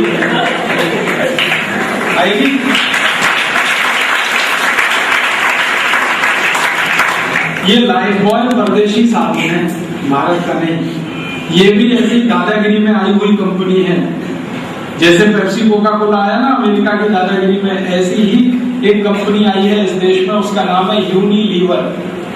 वो हॉलैंड देश की है और ये हॉलैंड की दादागिरी में आई है। हमने हॉलैंड से भी कर्ज ले रखा है, इसलिए ये कंपनी आई है। ये बेचती है लाइफ बॉय। एक लाइफ बॉय बनता है 90 पैसे का, 90 पैसे, और वो बेचते हैं उसको 12 रुपए। लूट के ले जा रहे हैं पैसे। यही कंपनी बेचती है लक्स। एक लक्स बनता है 1 रुपए 40 पैसे का, बेचते हैं 14 रुपए। फिर यही कंपनी बेचती है पियर्स। पियर्स 2.5 रुपए का बनता है, 25 रुपए का बेचते हैं। इसी कंपनी का एक साबुन है डव, वो 40 रुपए का 100 ग्राम साबुन है, 400 रुपए किलो। गाय के दूध से महंगा साबुन, गाय का दूध 150 रुपए किलो, साबुन 400 रुपए। और ये जो पढ़े लिखे इडियट लोग हैं ना, ये गाय का दूध नहीं खाते, कहते हैं इससे कोलेस्ट्रॉल बढ़ता है। 150 रुपए किलो की चीज नहीं खाते, 400 रुपए किलो का साबुन रगड़ते हैं और पानी में बहाते हैं, वो नाली में ही जाता है, खाने के भी काम नहीं आता। आप ये मूर्खाई मत करें, ये लाइफ बॉय मत लगाना, क्योंकि इससे 18,000 कोटि रुपए देश को नुकसान दर वर्ष। तो आप बोलेंगे फिर कौन सा साबुन लगाना? मेरी मानो तो बिना साबुन के नहाना। हाँ, क्या तकलीफ है? आपको एक सवाल पूछता हूं, आपको मालूम है भारत देश में एक त्योहार आता है महाशिवरात्रि? उस दिन शंकर भगवान को स्नान कराते हैं, किससे कराते हैं? कि साबुन से। शंकर जी लक्ष्य से नहाते मालूम, और पार्वती लाइफ बॉय लगाते। कभी आपने ये सोचा कि भगवान को दूध से क्यों नहलाते, साबुन से क्यों नहीं नहलाते? सोचा क्यों? आप विज्ञान वाले हैं, इसलिए मैं आपको एक जानकारी देना चाहता हूँ। दूध से ही क्यों नहलाते हैं भगवान को, साबुन से क्यों नहीं नहलाते? स्नान क्यों किया जाता है? पहले तो ये सवाल क्यों करते हैं स्नान? तो आप कहोगे शरीर की स्वच्छता के लिए। स्वच्छता का मतलब क्या है? मतलब ये है कि सवेरे से शाम तक आप जो इधर उधर भाग दौड़ी करते रहते हैं, इसमें धूल और धुएं के जो छोटे छोटे कण हैं, पार्टिकल्स, सस्पेंडेड पार्टिकल्स, ये आपकी त्वचा में अंदर घुसते रहते हैं। त्वचा में छोटे छोटे रोम छिद्र हैं, करोड़ों की संख्या में, तो इनमें ये डस्ट पार्टिकल घुस जाते हैं, तो ये त्वचा के जो रोम छिद्र हैं ये बंद हो जाते हैं, और ये बंद हुए तो पसीना नहीं निकलता। पसीना नहीं निकले तो बॉडी टेम्परेचर मेंटेन नहीं रह सकता। पसीना निकलना बहुत जरूरी है, नहीं तो बॉडी टेम्परेचर मेंटेन नहीं होगा। बॉडी टेम्परेचर मेंटेन नहीं होगा तो पैरालिसिस हो सकता है, ब्रेन हेमरेज हो सकता है। इसलिए हमारे दिमाग में, मस्तिष्क के पीछे के भाग में एक ग्रंथि होती है जिसको हम कहते हैं हाइपोथैलेमस। ग्रंथियां तो आप जानते हैं ना, ग्लैंड्स। तो हाइपोथैलेमस नाम की ग्लैंड है, ये ग्लैंड है जो बॉडी के टेम्परेचर को कंट्रोल करने के लिए है। और जब बॉडी टेम्परेचर अंदर से बढ़ता है तो ये पसीने को बाहर छोड़ती है ताकि आपका टेम्परेचर मेंटेन हो जाए। जैसे ही पसीना निकलेगा शरीर ठंडा हो जाएगा, ठीक है। अब ये पसीना निकलने वाले छेदों में अगर धूल घुसी हुई है, मिट्टी घुसी हुई है, तो कैसे अंदर की मिट्टी गंदगी निकलती है, यही है ना। अब अंदर की मिट्टी और गंदगी निकालने के लिए क्या चाहिए हमें?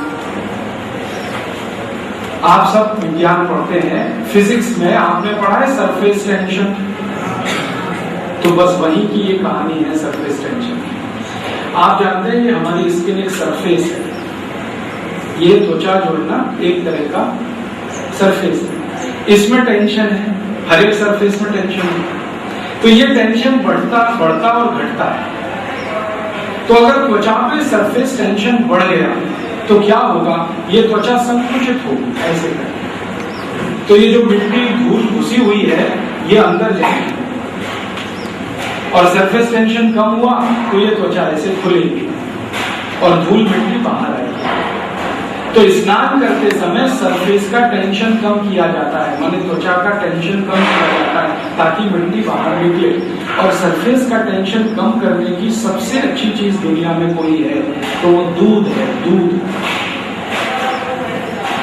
आप एक प्रयोग करो, आज घर जाओ, थोड़ा दूध ले लो, चेहरे पे लगाओ, और फिर रूह है ना कापूस, उससे चेहरा पोछो तो कापूस एकदम काला काला हो जाए। होता है? कैसे हुआ? अंदर जो गंदगी थी वो दूध ने बाहर निकाल दी और कापूस से पोछा तो उस पर आ गई।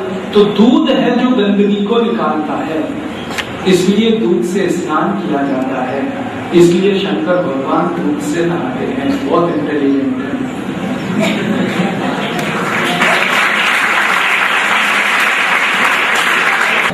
साबुन पता है क्या है? साबुन है कास्टिक सोडा, सोडियम हाइड्रोक्साइड। अब सोडियम हाइड्रोक्साइड को रगड़ोगे तो ये तो अंदर घुसता है त्वचा में, तो सब छिद्र बंद कर देता है।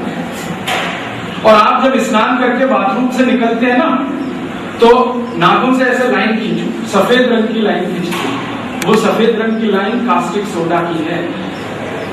और ज्यादा कास्टिक सोडा लगा लिया तो त्वचा पर एक रोग आता है जिसका नाम है एक्जिमा, सोराइसिस, इचियोसिस। साबुन से ये सब रोग होते हैं। तो कोई भगवान साबुन से नहीं नहाता, सब दूध से नहाते। तो आप भी नहाओ, दूध से नहाओ। भारत में एक पुरानी कहावत है, दूधो नहाओ पूतो फलो। कभी किसी ने ये नहीं कहा लक्स लगाओ पूतो फलो, या लाइफ बॉय से नहाओ पूतो। दूध से नहाओ। तो आप कहेंगे दूध बहुत महंगा है, साबुन से सस्ता है।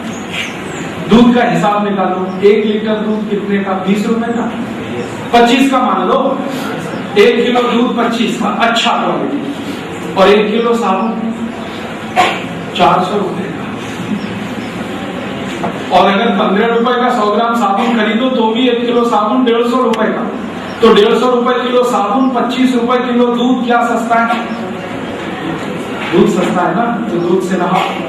अब मेरा दूसरा हिसाब है कि सब दूध से नहाने लगे इस देश में तो दूध की बिक्री बढ़ेगी, तो मुनाफा सब शेतकरी समाज को ही जाएगा, क्योंकि दूध पैदा करने की ताकत शेतकरी समाज में ही है। ये शहर में रहने वाले दूध नहीं दे सकते। ये तो कार्बन डाइऑक्साइड देते हैं अपनी मारुति कार में से, धुआं निकालते हैं, मारते हैं आपको। ये तो शेतकरी है जो जानवर पालता है, गाय भैंस रखता है तो दूध मिलता है, तो पैसा शेतकरी को मिलेगा तो और ज्यादा गाय पालेगा, और ज्यादा भैंस पालेगा, तो दूध की बिक्री बढ़ेगी। तो अपने को दूध की ही बिक्री बढ़ानी है, दारू की नहीं। तो नहाओगे दूध से। अब आप बोलोगे नहाए कैसे? तरीका मैं बता देता हूँ, बहुत सरल। 2 चमची दूध लगता है बस नहाने में। 2 चम्मच है ना, चम्मच, टीस्पून, इतना ही दूध लगता है, ज्यादा नहीं चाहिए। 2 चम्मच दूध ले लेना, बिना गर्म किया हुआ, ठीक है? और उसको शरीर में ऐसे लगाना जैसे तेल लगाते, तेल मालिश करते ना, ऐसे दूध मालिश करना। और 2 मिनट के बाद पानी से नहाना, सिर्फ 2 मिनट। तो सारा मैल और गंदगी शरीर का जाता हुआ दिखेगा। और दूध से नहाएंगे तो 4 फायदे। पहला फायदा कि ये जो त्वचा है ना, ये एकदम नरम रहेगी, सॉफ्ट। और त्वचा नरम रहेगी तो कभी चर्म रोग नहीं आएगा। दूसरा फायदा है दूध से नहाओ तो बिक्री दूध की बढ़ेगी, तो मुनाफा शेतकरी को। तीसरा फायदा बहुत अद्भुत है कि जो दूध लगाया तो चमड़ी एकदम नरम है, तो फेयर एंड लवली की जरूरत नहीं। फेयर एंड लवली का बहुत खर्चा। 25 ग्राम फेयर एंड लवली 40 रुपए की, 50 ग्राम 80 रुपए की, 100 ग्राम 160 की, 1 किलो 1600 रुपए की फेयर एंड लवली, 400 रुपए किलो बादाम, 1600 रुपए किलो फेयर एंड लवली, 200 रुपए किलो काजू, 1600 रुपए किलो फेयर एंड लवली, 150 रुपए किलो गाय का दूध, 1600 रुपए किलो फेयर एंड लवली। पढ़े लिखे इडियट क्लास के लोग काजू बादाम नहीं खा रहे, फेयर एंड लवली लगा रहे। और पूछो क्यों लगा रहे हो, तो कहते गोरापन आता है इससे। किसने कहा कि फेयर एंड लवली लगा के कोई गोरा होता है? वो टीवी जाहिरात देता है ना। मैंने एक बार मेरे गांव में एक मशी को फेयर एंड लवली लगाया, और 4 साल लगाया, रगड़ रगड़ के लगाया, वो आज तक काली की काली।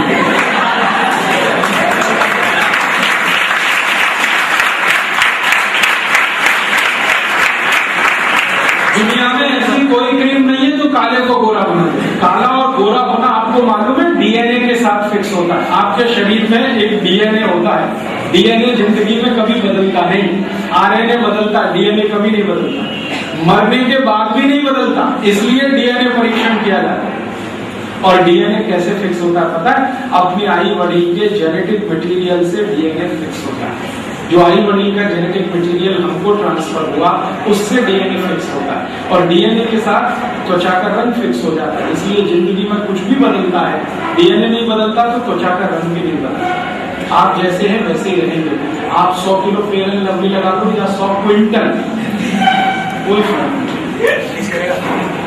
तो क्यों फालतू इतना पैसा खर्च? अब एक आखिरी माहिती देना, फेयर एंड लवली बनती कैसे?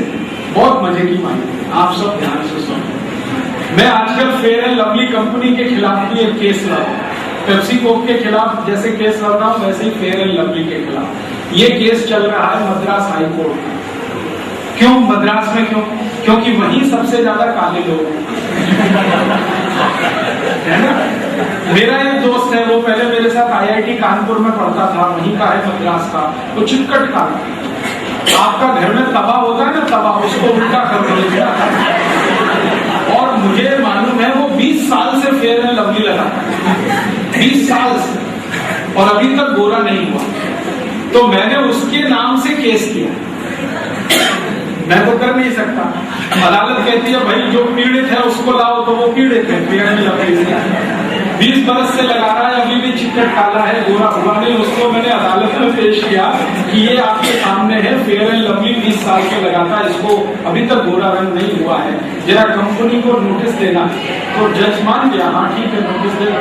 तो नोटिस देने पे कंपनी का वकील आया, उसको कहा भाई ये तो हुआ नहीं गोरा, आप बोलते हो कि 7 दिन में गोरा हो जाता है, 15 दिन में हो जाता है, 21 दिन में तो ट्यूबलाइट की तरह से चमकने लगता है, ये तो 20 साल से लगा के बैठा, इसको तो कुछ नहीं हो रहा है।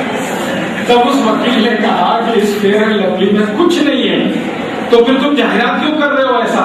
तो उन्होंने कहा भारत सरकार ने हमको लाइसेंस दिया है झूठ बोलने का, तो हम जाहिरात कर रहे हैं। तो ये है मामला, मुकदमा चल रहा है, थोड़े दिन में फैसला आएगा।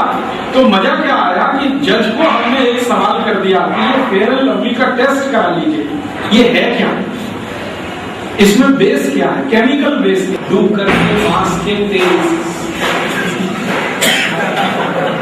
डूकर का मांस है ना, उसमें से तेल निकालते, वो तेल से फेयर एंड लवली बनती, और वो फेयर एंड लवली हम खूब प्रेम से, और फिर हम कहते हैं बहुत स्मार्ट हो रहे हैं। मत लगाओ। तो आप बोलोगे फिर स्मार्टनेस कैसे आएगी? मैं आपको जो गहरी बात कहने आया हूं ये कि किसी भी व्यक्ति की स्मार्टनेस क्रीम, पाउडर, लिपस्टिक इससे नहीं आती। स्मार्टनेस आती है गुण, कर्म और स्वभाव से। आपके गुण बहुत अच्छे, बहुत अच्छे गुण आप में है, कर्म बहुत अच्छा करते हैं आप, और स्वभाव आपका बहुत अच्छा है, तो आपसे ज्यादा स्मार्ट दुनिया में कोई नहीं। क्योंकि ये जो त्वचा है ना, ये तो नश्वर है, आज है कल नहीं रहने वाली।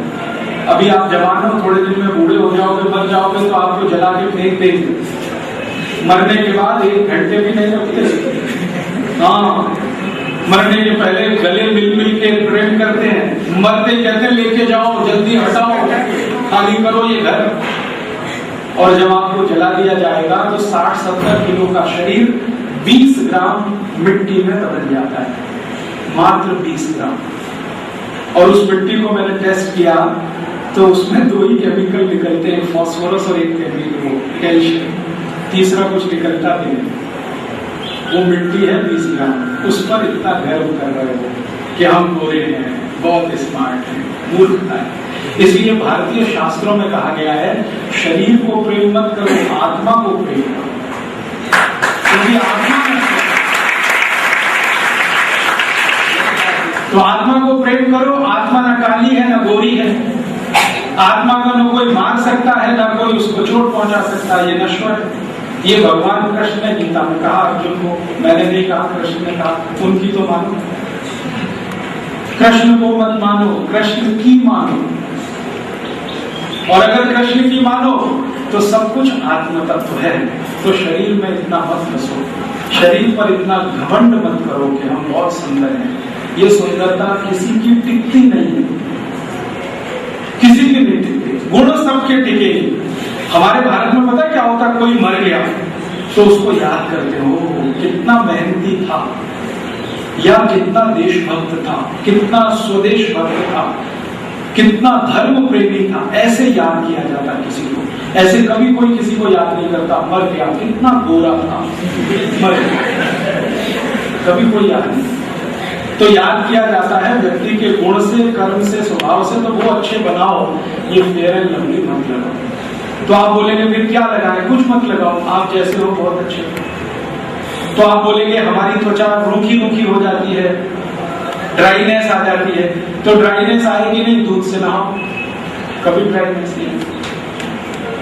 सभी भाई भी नहाए, बहनें भी नहाए, और नहाओ दूध से ना, तो दाढ़ी भी दूध से बनाओ, दाढ़ी शेविंग दूध से करो।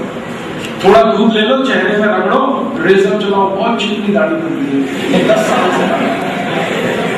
4 फायदे हैं इसके। पहला फायदा है दूध लगाओ तो त्वचा चिकनी होती है, तो रेजर बहुत आसानी से चलता है, तो ब्लेड ज्यादा काम करता है। हाँ, दूसरा फायदा है दूध लगाओ तो गंदगी निकलेगी। मैंने बोला ना, दूध सरफेस टेंशन कम करेगा तो गंदगी निकलेगी, गंदगी निकलेगी तो चेहरा चमकेगा। चेहरा चमकेगा तो फोकट में स्मार्ट हो जाओगे। वो जो ब्यूटी पार्लर होते हैं ना, वहां मिल्क क्लींजिंग किया जाता है, मालूम है? वो 500 रुपए लेते हैं, तो फोकट में बता रहा हूं। इसलिए आप भी दूध से नहाओ, दूध से दाढ़ी बनाओ। बिक्री दूध की बढ़ेगी, मुनाफा शेतकरी समाज को मिलेगा और आपको भी फायदा होगा, देश को भी फायदा। और एक छोटी सी बात हम विद्यार्थियों के लिए, मैं बार बार एक ही चीज कह रहा हूँ, टीवी जाहिरात देख मत लाओ, कभी भी मत लाओ, क्योंकि जो वस्तु का जाहिरात है ना, वो उतनी ही खराब है। जो वस्तु में जाहिरात नहीं है ना, उसमें क्वालिटी है। ऊस के रस का जाहिरात आता है नहीं, क्योंकि उसमें क्वालिटी है। पेप्सी का जाहिरात आता है क्योंकि क्वालिटी नहीं है। गुड़ का जाहिरात देखा, गुड़, क्योंकि उसमें क्वालिटी है, इसलिए जाहिरात नहीं करना पड़ता। काकवी का जाहिरात देखा, काकवी, क्योंकि उसमें क्वालिटी है। गाय के दूध का जाहिरात नहीं करना पड़ता, वो अपने से ही बिकता है। जो वस्तुएं क्वालिटी वाली हैं, उनका जाहिरात नहीं करना पड़ता। कड़ू नीम के दातन का जाहिरात देखा, क्यों? क्योंकि उसमें क्वालिटी है। कॉलगेट का करना पड़ता है, कॉलगेट में क्वालिटी नहीं है। मालूम है कॉलगेट कैसे बनता है? डूगर की हड्डियों के पाउडर से। कॉलगेट बनाने वाली अमेरिका की कंपनी, वो टीवी में जाहिरात करती है और जाहिरात में बोलते हैं कॉलगेट में कैल्शियम है। सुना है? फिर एक दिन मैंने इनको चिट्ठी लिखा और पूछा कि कॉलगेट में कैल्शियम कैसे है? तो उन्होंने कहा हम जो वस्तु से कॉलगेट बनाते हैं उसमें कैल्शियम है। मैं पूछा वो वस्तु क्या है? तो उन्होंने कहा डूगर की हड्डियां। हड्डियों में बहुत कैल्शियम होता है, मालूम? फिर मैं पूछा कहां से लाते हो ये हड्डियां? तो उन्होंने कहा मुंबई में बहुत मिलती है। मुंबई में, जो आपके बाजू में है, मुंबई में एक गांव है, उसका नाम है देवनार। वहां एक बहुत बड़ा कसाई खाना चलता है, कभी देख लिया हो। 14,000 जानवर रोज कटते हैं, रोज, और वो कभी बंद नहीं होता, उसका संडे नहीं होता कसाई खाने। 365 दिन में एक ही दिन बंद होता है, महावीर जयंती को, बाकी 364 दिन चालू रहता है। रोज 14,000 जानवर कटते हैं, उनका मांस निकलता है, मांस बाजार में बिकता है। कुछ मांसाहारी लोग उसे खरीदते हैं और बाकी मांस कुछ कंपनियां खरीदती हैं, जिससे वो मांसाहारी भोजन बनाती है।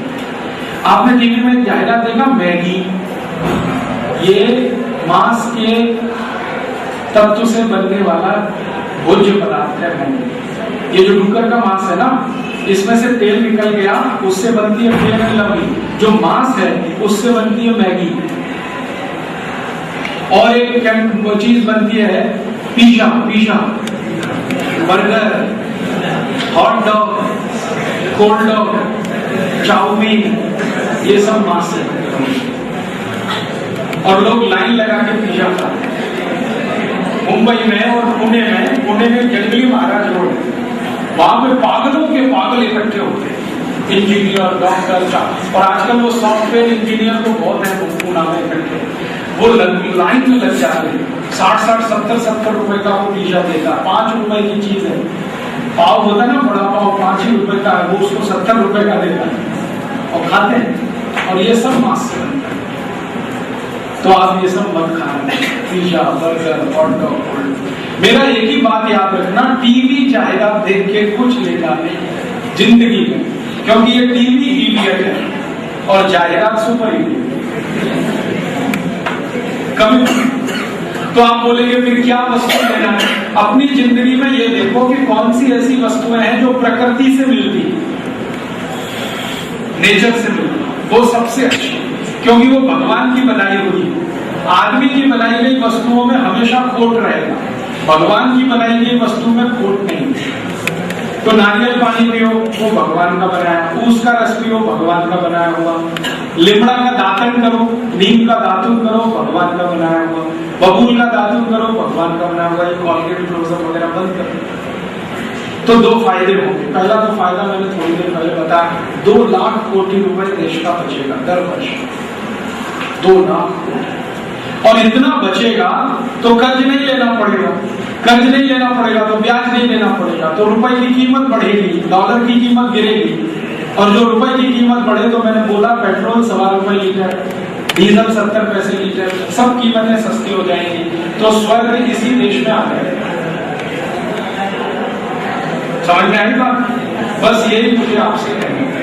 और एक चलते चलते छोटी सी बात कि जिंदगी में कभी व्यसन मत कर, गुटखा मत खा, बीड़ी, सिगरेट, तंबाकू, दारू, गुटखा, मावा, ये सब नहीं। क्योंकि ये जो व्यसन है ना, ये दो बड़े नुकसान करता है। एक तो आपको खत्म कर देगा, क्योंकि सभी व्यसन में जहर है। अगर गुटखा खा रहे हैं तो कैंसर होने की 100 नहीं 200% गारंटी है। मुंह का कैंसर हो जाए, इतनी खतरनाक चीज है। मेरे पास एलसीडी प्रोजेक्टर आज नहीं है, नहीं तो मैं आपको दिखा था। मैं डॉक्टर भी हूँ पेशे से, होम्योपैथी की चिकित्सा करता हूँ। तो मेरे पास ऐसे 100 नहीं, 1000 नहीं, हजारों पेशेंट आते हैं, क्योंकि मैं निःशुल्क चिकित्सा करता हूँ, इसलिए पेशेंट बहुत आते हैं। तो ऐसे ऐसे पेशेंट है जो गुटखा खा के पूरा मुंह गला दिया। अब वो कहते हैं कुछ कर दो। मैं कहता हूँ अब जो करेगा वो यमराज करेगा, आप बस प्रतीक्षा करो यमराज। आप मत खाओ गुटखा, मावा, दारू, सिगरेट, बीड़ी, कभी नहीं। और एक व्यसन और भी मत करना, चाय का। चाय भी व्यसन है, कॉफी उससे भी खराब व्यसन है। चाय इतना खराब व्यसन है कि रोज चाय पियो, फिर एक दिन ना मिले तो सिर में दर्द होता है। तो ज्यादा चाय कॉफी मत पियो। विद्यार्थियों को तो कभी भी नहीं होना चाहिए। विद्यार्थियों के बारे में हमारे देश के शास्त्रों में कहा गया है कि विद्यार्थियों को अपनी तेजस्विता बनाए रखने के लिए अपने शरीर की साज संभाल बहुत जरूरी है। इसके लिए कहा गया 25 साल तक ब्रह्मचर्य का पालन करना जरूरी है, ताकि वीर की रक्षा हो सके, क्योंकि तेजस्विता इसी में से पैदा होती है। और सबसे ज्यादा वीर पतन उनका होता है जो चाय और कॉफी में डूबे। मत पियो, अच्छा नहीं। और ये चाय कॉफी से ब्लड प्रेशर बहुत बढ़ता है, और बीपी बार बार बढ़े तो हार्ट अटैक आता है। और व्यसन तो है ही, क्योंकि आदत पड़ जाती छूट। तो आप पूछोगे क्या पिए? दूध पियो, है ना अपने यहाँ, तो चाय क्यों पीना? दूध पियो। और दूध जब भी पीना तो गाय का ही पीना, भैंस का नहीं। मशीन का दूध पियोगे मशीन जैसे ही हो जाओगे। आपने देखी है ना, भैंस मशीन खड़ी हो जाए सड़क पे, सामने से ट्रक आए, इधर से बस आए, इधर से ट्रक आए, कितना भी हॉर्न बजाए हटेगी नहीं, वही खड़ी। क्यों? अकल ही नहीं है, हटेगी। और मशीन का बच्चा होता है ना, जब वो जन्म लेता है ना, जमीन पे गिर जाता है, खड़ा नहीं हो सकता। 10-12 दिन ऐसे ही पड़ा रहता, बहुत आलस से होता है, उठा के रखना पड़ता है उसको। और गाय का बच्चा जब पैदा होता है ना, तो आधे घंटे में खड़ा हो जाता है, और अगले आधे घंटे में कूदेगा, और 1 घंटे बाद रनिंग करेगा। पकड़ नहीं सकते उसको, इतना फुर्ती और चुस्ती है। कहां से आया ये? गाय के दूध में से। मशीन का दूध पीता उसका बच्चा, देख लो कैसे। एक बार मेरे गांव में शेतकरी समाज की मैंने एक सभा बुलाई। मेरा गांव उत्तर प्रदेश में अलीगढ़ जिले। तो मैंने सब शेतकरी भाइयों को कहा कि देखो मशीन बेचो, गाय ले लो। तो सब मान गए, एक शेतकरी नहीं माना। वो कहने लगा क्या बात करते हैं आप, मशीन बेचो? मैंने कहा भाई अच्छी नहीं है, मूर्ख है, महामूर्ख है। तो उसने कहा सिद्ध करो ये महामूर्ख है। अब शेतकरी पढ़ा लिखा नहीं था, उसको कैसे सिद्ध करूं? थोड़े दिन में सोचता रहा, फिर मैंने एक एक्सपेरिमेंट किया। मशीन का बच्चा होता है और गाय का बच्चा, दोनों के बीच मैंने स्पर्धा करी, ये देखने के लिए कि किसका आईक्यू ज्यादा है। आईक्यू समझते हैं? इंटेलिजेंस इक्वेस्ट, जिससे पता चलता है बुद्धिशाली कौन। तो वो स्पर्धा में मैंने क्या किया, एक दिन गाय के बच्चे को गांव के बाहर जंगल में छोड़ दिया। मेरे गांव से 3 किलोमीटर दूर जंगल है। और उसकी जो माँ थी आई, उसको घर में बंद करके ताला लगा दिया और उसको जंगल में छोड़ दिया। और मैं भाग के आ गया मोटरसाइकिल से। तो एक शेतकरी जो कहता था वो पूछ लेगा क्या होगा, मैंने कहा ये वापस आ जाएगा, कहीं भी इसको छोड़ो ये यहीं आएगा, अपनी आई को खोजेगा, गांव को खोज लेगा, वहीं आएगा जहां इसकी आई। और वो बच्चा मुश्किल से 2 महीने का था। तो मैं छोड़ के आया, आधा पौना घंटे के बाद देखा वो दौड़ता दौड़ता आ रहा है। और मैं देख रहा हूँ दूर से कि बहुत सारी गाय उसको मिलेगी, वो किसी के पास नहीं जाएगा, वो अपनी आई के पास आके खड़ा और चिल्लाने लगा। अंदर से आई चिल्लाने लगी उसकी। तो ताला खोल दिया मैंने, तो दोनों मिल गए। तो शेतकरी को मैंने समझाया, देखा ये इतना होशियार है कि अपनी आई को पहचानता, गांव को भी पहचानता। तो उसने कहा राजीव भाई इतना तो मशीन का बच्चा भी पहचानता। तो मैंने कहा चलो करके देखो। तो अगले दिवस क्या किया, मशीन के बच्चे को जंगल में छोड़ दिया और उसकी आई को घर में ताला लगा के बंद कर दिया। अब तकलीफ ऐसी हुई है कि वो मशी का बच्चा आज तक गांव वापस नहीं आया है। आप बोलेंगे कहां गया? वो दूसरे गांव चला गया और एक दूसरी मशी के साथ चला गया, और वो मशी इतनी मूर्ख ले गई उसको अपने साथ, उसको मालूम नहीं है कि उसका बच्चा नहीं है। ऐसी मूर्ख मशी। अब उसका पियो दूध, क्या हो जाओगे सोचो। राम जी के पास भी गाय, दशरथ के पास गाय थी, शंकर भगवान के पास गाय का नंदी, दत्त भगवान ने भी गाय पाली। मैंने देखा भारत के सब देवताओं ने गाय पाली है, मशी सिर्फ यमराज ने पाली है। तो पियो मशी का दूध और जाओ यमराज के पास। जानेगा तो मत पियो, गाय का ही दूध पीना। अब इसके दो फायदे होंगे। आप गाय का दूध पियोगे तो गाय के दूध के बारे में आयुर्वेद शास्त्रों में कहा गया है कि ये दूध नहीं है, अमृत है, क्योंकि इसमें 18 माइक्रो न्यूट्रिएंट्स हैं जो शरीर को आवश्यक है। गाय के दूध में कैल्शियम है, गाय के दूध में आयरन है, गाय के दूध में विटामिन ए है, कई तरह के प्रोटीन्स हैं। ये 18 तरह के माइक्रो न्यूट्रिएंट्स गाय के ही दूध में है और किसी में नहीं, इसलिए गाय का दूध अमृत है। तो आपको फायदा होगा शरीर को। मैं दूसरा फायदा देखता हूं कि दूध सब गाय का पिए तो गाय की संख्या बढ़ेगी। बढ़ेगी कि नहीं? गाय की संख्या बढ़ेगी तो बैल की संख्या बढ़ेगी, बढ़ेगी कि नहीं? मशी तो बैल दे नहीं सकती, गाय ही देखिए ना। बैल होने के लिए शरीर पर एक कंधा चाहिए, वो गाय के बछड़े में हो सकता है। तो बैल जास्ती होंगे तो ट्रैक्टर कम लगेगा, ट्रैक्टर कम लगेगा तो डीजल कम जलेगा। खेती ट्रैक्टर से ना करके बैल से करेंगे, खर्चा कम होगा कि नहीं शेतकरी, और देश का भी खर्चा कम होगा। और डीजल नहीं जलेगा तो कार्बन डाइऑक्साइड ज्यादा नहीं बनेगी, तो पर्यावरण भी सुरक्षित रहेगा। इसलिए गाय ज्यादा चाहिए तो बैल ज्यादा होंगे। अब हमारे देश में गाय कट रही है, एक साल में 2.5 कोटी गाय कट रही है, 2.5 कोटी।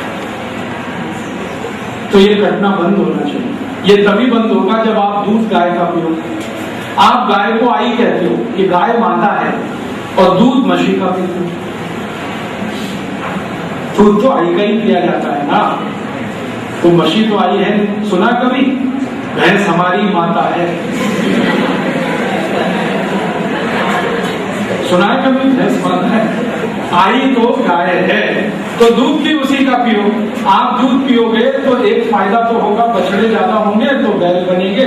एक फायदा और होगा, उसका शेड मिलेगा, शेड फोकट में, और उससे बनेगा खत। शेतकरी को खत चाहिए। एक साल में 4 लाख कोटी रुपए का यूरिया डीएपी डालते हैं शेतकरी। अगर ये 4 लाख कोटी बंद हो जाए यूरिया डीएपी का, तो खत से मिलेगा, शेड खत बनेगा। शेड खत डालने लगे तो उत्पन्न जास्ती होता है और खर्चा कम ही आता है, और पानी का उपयोग भी कम होता है शेड खत में। और मिट्टी की जो सुपीकता है ना माटी की, वो हर साल बढ़ती है अगर शेड खत वापरो। तो इतने फायदे हैं, इसलिए गाय का दूध पियो। ठीक है? डेयरी का मत पीना, ये डेयरी वाले सब मिला के देते हैं, भेड़ से उसमें गाय का भी हो सकता है, मशी का भी हो सकता है, गधी का भी हो सकता है, घोड़ी का, सब मिला देंगे, आपको पता ही नहीं चलेगा, क्योंकि आपके पास तो कोई मशीन है नहीं।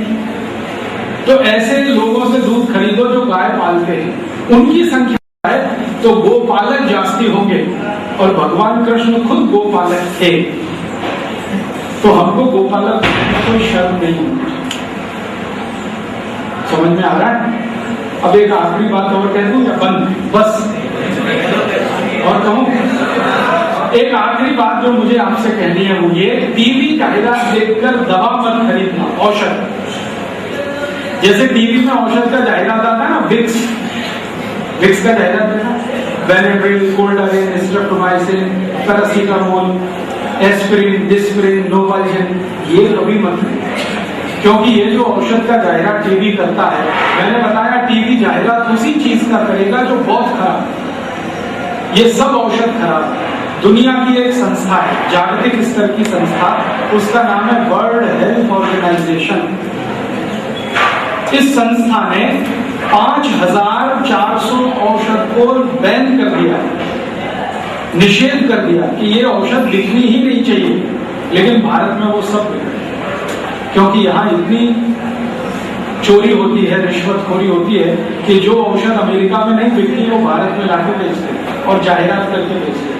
ये विक्स एक ऐसी औषध है जो अमेरिका में नहीं मिलती, 20 साल से बंद है, क्योंकि विक्स उपयोग करो तो दमा होता है, अस्थमा। आप विक्स उपयोग करते हैं सर्दी जुकाम ठीक करने के लिए, इससे हो जाता है दमा। ऐसे एक है दवा एस्पिरिन, आप इसको उपयोग करते हैं सिर दर्द मिटाने के लिए, इससे हो जाता है ब्रेन हेमरेज।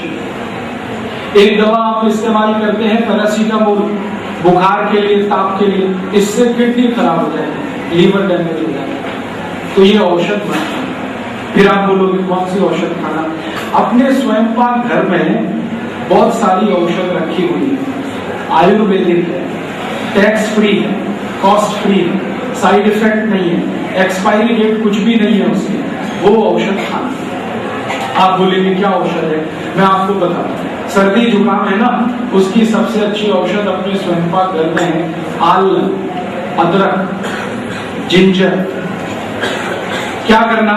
आले का थोड़ा रस निकालो, फिर उसमें तुलसी का रस मिला दो, थोड़ा उसमें मध मिला दो, शहद, बस, और गर्म करके पी लो सुबह शाम 2 बार। सर्दी, खांसी, जुकाम तीनों मिटा दो। ऐसे ही सर्दी खांसी की एक और औषध है अपने स्वयं पाक घर में, हड़द। हड़द लेके दूध में डालो, गर्म करके पी जाओ, तो सर्दी, खांसी, जुकाम एक ही दिन में मिटा दो। और एक औषध है, जिन लोगों को बार बार सर्दी होती है ना, बार बार सर्दी, हर दिन सर्दी, हर 2 दिन में सर्दी, हर 10 दिन में सर्दी, उनकी सबसे अच्छी औषध है चूना। चूना देखा पान में खाते हैं चूना, वो चूना खाओ, छाछ में, ताक में मिला के, दही में मिला के, तो ये बार बार की सर्दी हमेशा के लिए ठीक होती है। बार बार सर्दी उनको होती है जिनके शरीर में कैल्शियम बहुत कम होता है, और चूना कैल्शियम का सबसे बड़ा भंडार है। तो जिनको बार बार नाक बहती है उनको बोलो चूना खाओ। कैसे खाएं? दही में मिला के, ताक में मिला के पी लो। कितना? 1 ग्राम, बस इतना, मामूली से। 8-10 दिन लगातार पिया तो जिंदगी भर सर्दी नहीं होगी। हाँ, कितनी जोरदार चीज है, मुफ्त में आता है, कोई पैसा भी जाता है। ऐसे ही अपने घर में और भी बहुत औषध है, बहुत गंभीर बीमारियों की औषध बताता हूँ। आजकल एक बीमारी आई है, उसका नाम है डायबिटीज, मधुमेह। इसकी सबसे अच्छी औषध अपने रसोई में है, स्वयं पाक घर में, उसका नाम है मेथी का दाना। मेथी दाना देखा, पीला पीला होता है, उसको पानी में डालो रात को, रात भर पानी में रखो, सुबह उठकर वो पानी पी के पीछे से दाना खा लो। चलो 3 महीने कोई सतत खा ले तो उसके बाद डायबिटीज जड़ से ठीक होता है। यही मेथी का दाना संधिवात की भी औषध है, घुटने का दर्द, कमर का दर्द, कंधे का दर्द, हड्डियों का दर्द, इसकी औषध है मेथी का दाना। सिर का दर्द, इसकी भी औषध है मेथी का दाना। आधे सिर का दर्द जिसको माइग्रेन कहते हैं, उसकी भी यही औषध है मेथी का दाना। रक्त के दूषण की जितनी भी बीमारियां हैं, जैसे चर्म रोग, ये सब रक्त दूषण की बीमारी, इसकी भी औषध यही है मेथी का दाना। हमारी आई को या हमारी ताई को 45 वर्ष जब पूरे होते हैं तो एक खराब समय शुरू होता है जिसको मेनोपॉज पीरियड कहते हैं। उस समय की सबसे अच्छी औषध है मेथी का दाना, बहुत अच्छी है, आप इसका उपयोग करें। कोई ज्यादा महंगी नहीं है, खर्चा भी ज्यादा नहीं। ऐसे ही अपने स्वयं पाक घर में एक बहुत अच्छी औषध, बहुत ही अच्छी, उसका नाम है दालचीनी। दालचीनी को पाउडर बना लो पीस के, फिर मध मिला के, शहद मिला के उसको सुबह सुबह खाओ, तो इससे सबसे तेजी से एक बीमारी ठीक होती है। उस बीमारी का नाम है लठपणा, मोटापा बढ़ता है ना, ये दालचीनी से ठीक होता है। दालचीनी शरीर को एकदम फिक्स कर देती है, जितना होना चाहिए उतना। इसी दालचीनी से एक बीमारी ठीक होती है दमा, अस्थमा, ब्रोंकियल अस्थमा, ट्यूबरकुलोसिस। ये एक ही दालचीनी 12-15 रोगों को ठीक करती है। ऐसे ही अपने स्वयं पाक घर में एक औषध है काली मिर्च, मिरी। गले के इन्फेक्शन के सब रोग इससे ठीक है।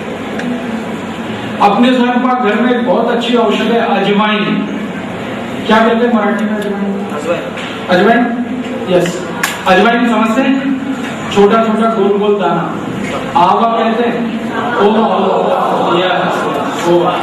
ये तवे पे भून लो, एक शीशी में बाटली में भर के रखो, थोड़ा इसमें काला नमक मिला देना, तो पेट के पित्त के जितने भी रोग हैं, पित्त के रोग समझते, acidity, hyper acidity, ulcer, peptic ulcer, इन सब की सबसे अच्छी दवा यही है, ओवा। और इस ओवा में थोड़ा सौंफ मिला के गर्म करके रख लो, तब तो दुनिया में सबसे अच्छी औषध है ये पित्त के रोग। अपने स्वयं घर में सब औषध है, कोई भी रोग का नाम लो, मैं औषध बताता हूँ। एक भी रोग ऐसा नहीं है जो स्वयं घर से ठीक ना हो। कैंसर जैसा गंभीर रोग, वो भी स्वयं घर में उसकी औषध है। हड़द दो आती है, एक तो हड़द होती है जिसका रंग पीला पीला होता है, येलोइश, और एक हड़द होती है जिसका रंग केसरिया, है ना। ये दोनों हड़द को मिक्स करें, इसका रस शहद के साथ, तो गले का कैंसर मिटा देता है, पेट का कैंसर मिटता है इससे। अमेरिका की सरकार ने हड़द को पेटेंट किया है इसीलिए कि वो कैंसर का ट्रीटमेंट करते हैं। ये अपने घर में सब है, स्वयं पाक घर में। माहिती नहीं है। माहिती क्यों नहीं है? क्योंकि कॉलेज में कोई ये सब माहिती देता नहीं है, फालतू माहिती कॉलेज में देते हैं। मैं भी कॉलेज में पढ़ा, आप भी पढ़ो, क्या फालतू पढ़ाते हैं? x + y whole square is equal to x square plus 2x।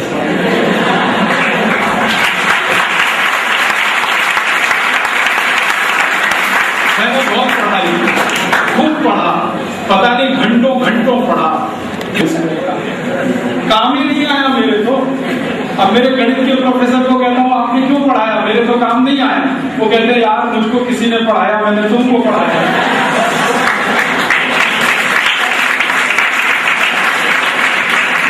मेरा ये कहना है कि शिक्षण में वो पढ़ाना चाहिए जो जिंदगी में काम आए। अब अगर ओवा के बारे में आपको पढ़ाया जाए तो काम आएगा कि नहीं? आपके भी आएगा, पड़ोसी के भी काम आएगा, जिंदगी भर काम आएगा। x + y होल स्क्वायर तो सिर्फ मार्क्स देने के बाद खत्म हो जाएगा। तो शिक्षण अगर ऐसा किया जाए जिसमें काम की चीज पढ़ाई जाए, बेकार की हटाई जाए, तो बहुत अच्छा लाभ होगा आपको भी और देश में। आज हमारा जो शिक्षण है, मैं पूरी विनम्रता से और जिम्मेदारी से ये स्टेटमेंट कर रहा हूँ कि मैंने M.Tech तक की शिक्षा ली, जो इंजीनियरिंग की हाईएस्ट डिग्री है, M.Tech, और वो भी IIT से ली। मैंने जितना पढ़ा 99% जिंदगी में कभी काम नहीं, तब भी काम नहीं आया जब मैं शास्त्रज्ञ के रूप में काम करता। जो काम आया वो अलग से मुझे सीखना पड़ा, वो कॉलेज में किसी ने नहीं पढ़ा। मतलब क्या है? सिलेबस बदलने की गरज है। और ये सिलेबस जो आप पढ़ रहे हैं ना, 160 साल पुराना है। एक अंग्रेज आया था, उसका नाम था मैकॉले, उसने ये सिलेबस बना दिया। मैकॉले मर गया, उसके घर वाले सब मर गए, लेकिन वो सिलेबस यहाँ आने के चलते। सरकार इसको ध्यान देती नहीं। आप सब ध्यान दें तो अच्छा है। मेरा ये कहना है कि जिंदगी में जो फंक्शनल नॉलेज है, ऑपरेशनल नॉलेज है, उसको ज्यादा ग्रहण करो। आपके भी काम का है, दूसरों के काम का। तो ये छोटी छोटी कुछ बातें मैंने आपसे कही, अच्छी लगी? दूसरों को बोलेंगे? अच्छा, अगर आप बोलेंगे तो इसका लाभ सबको मिलेगा, और नहीं बोलेंगे तो इसका पाप आपके सिर पे लगेगा। भारत में पता क्या कहते हैं? ज्ञान को जितना बांटो उतना ही बढ़ता है, और वो मल्टीप्लाई करता है। अपने तक सीमित रखोगे तो पाप के हिस्सेदार बनोगे। तो मैं नहीं चाहता आप पापी बने, मैं चाहता हूँ पुण्यात्मा बने। ये ज्ञान जो मैंने दिया ये दूसरों को दें, वो दूसरे किसी दूसरे को दें। धीरे धीरे ये गांव गांव फैल जाए और ये देश को सुजलाम सुफलाम बनाने में हम सब कामयाब हो जाए।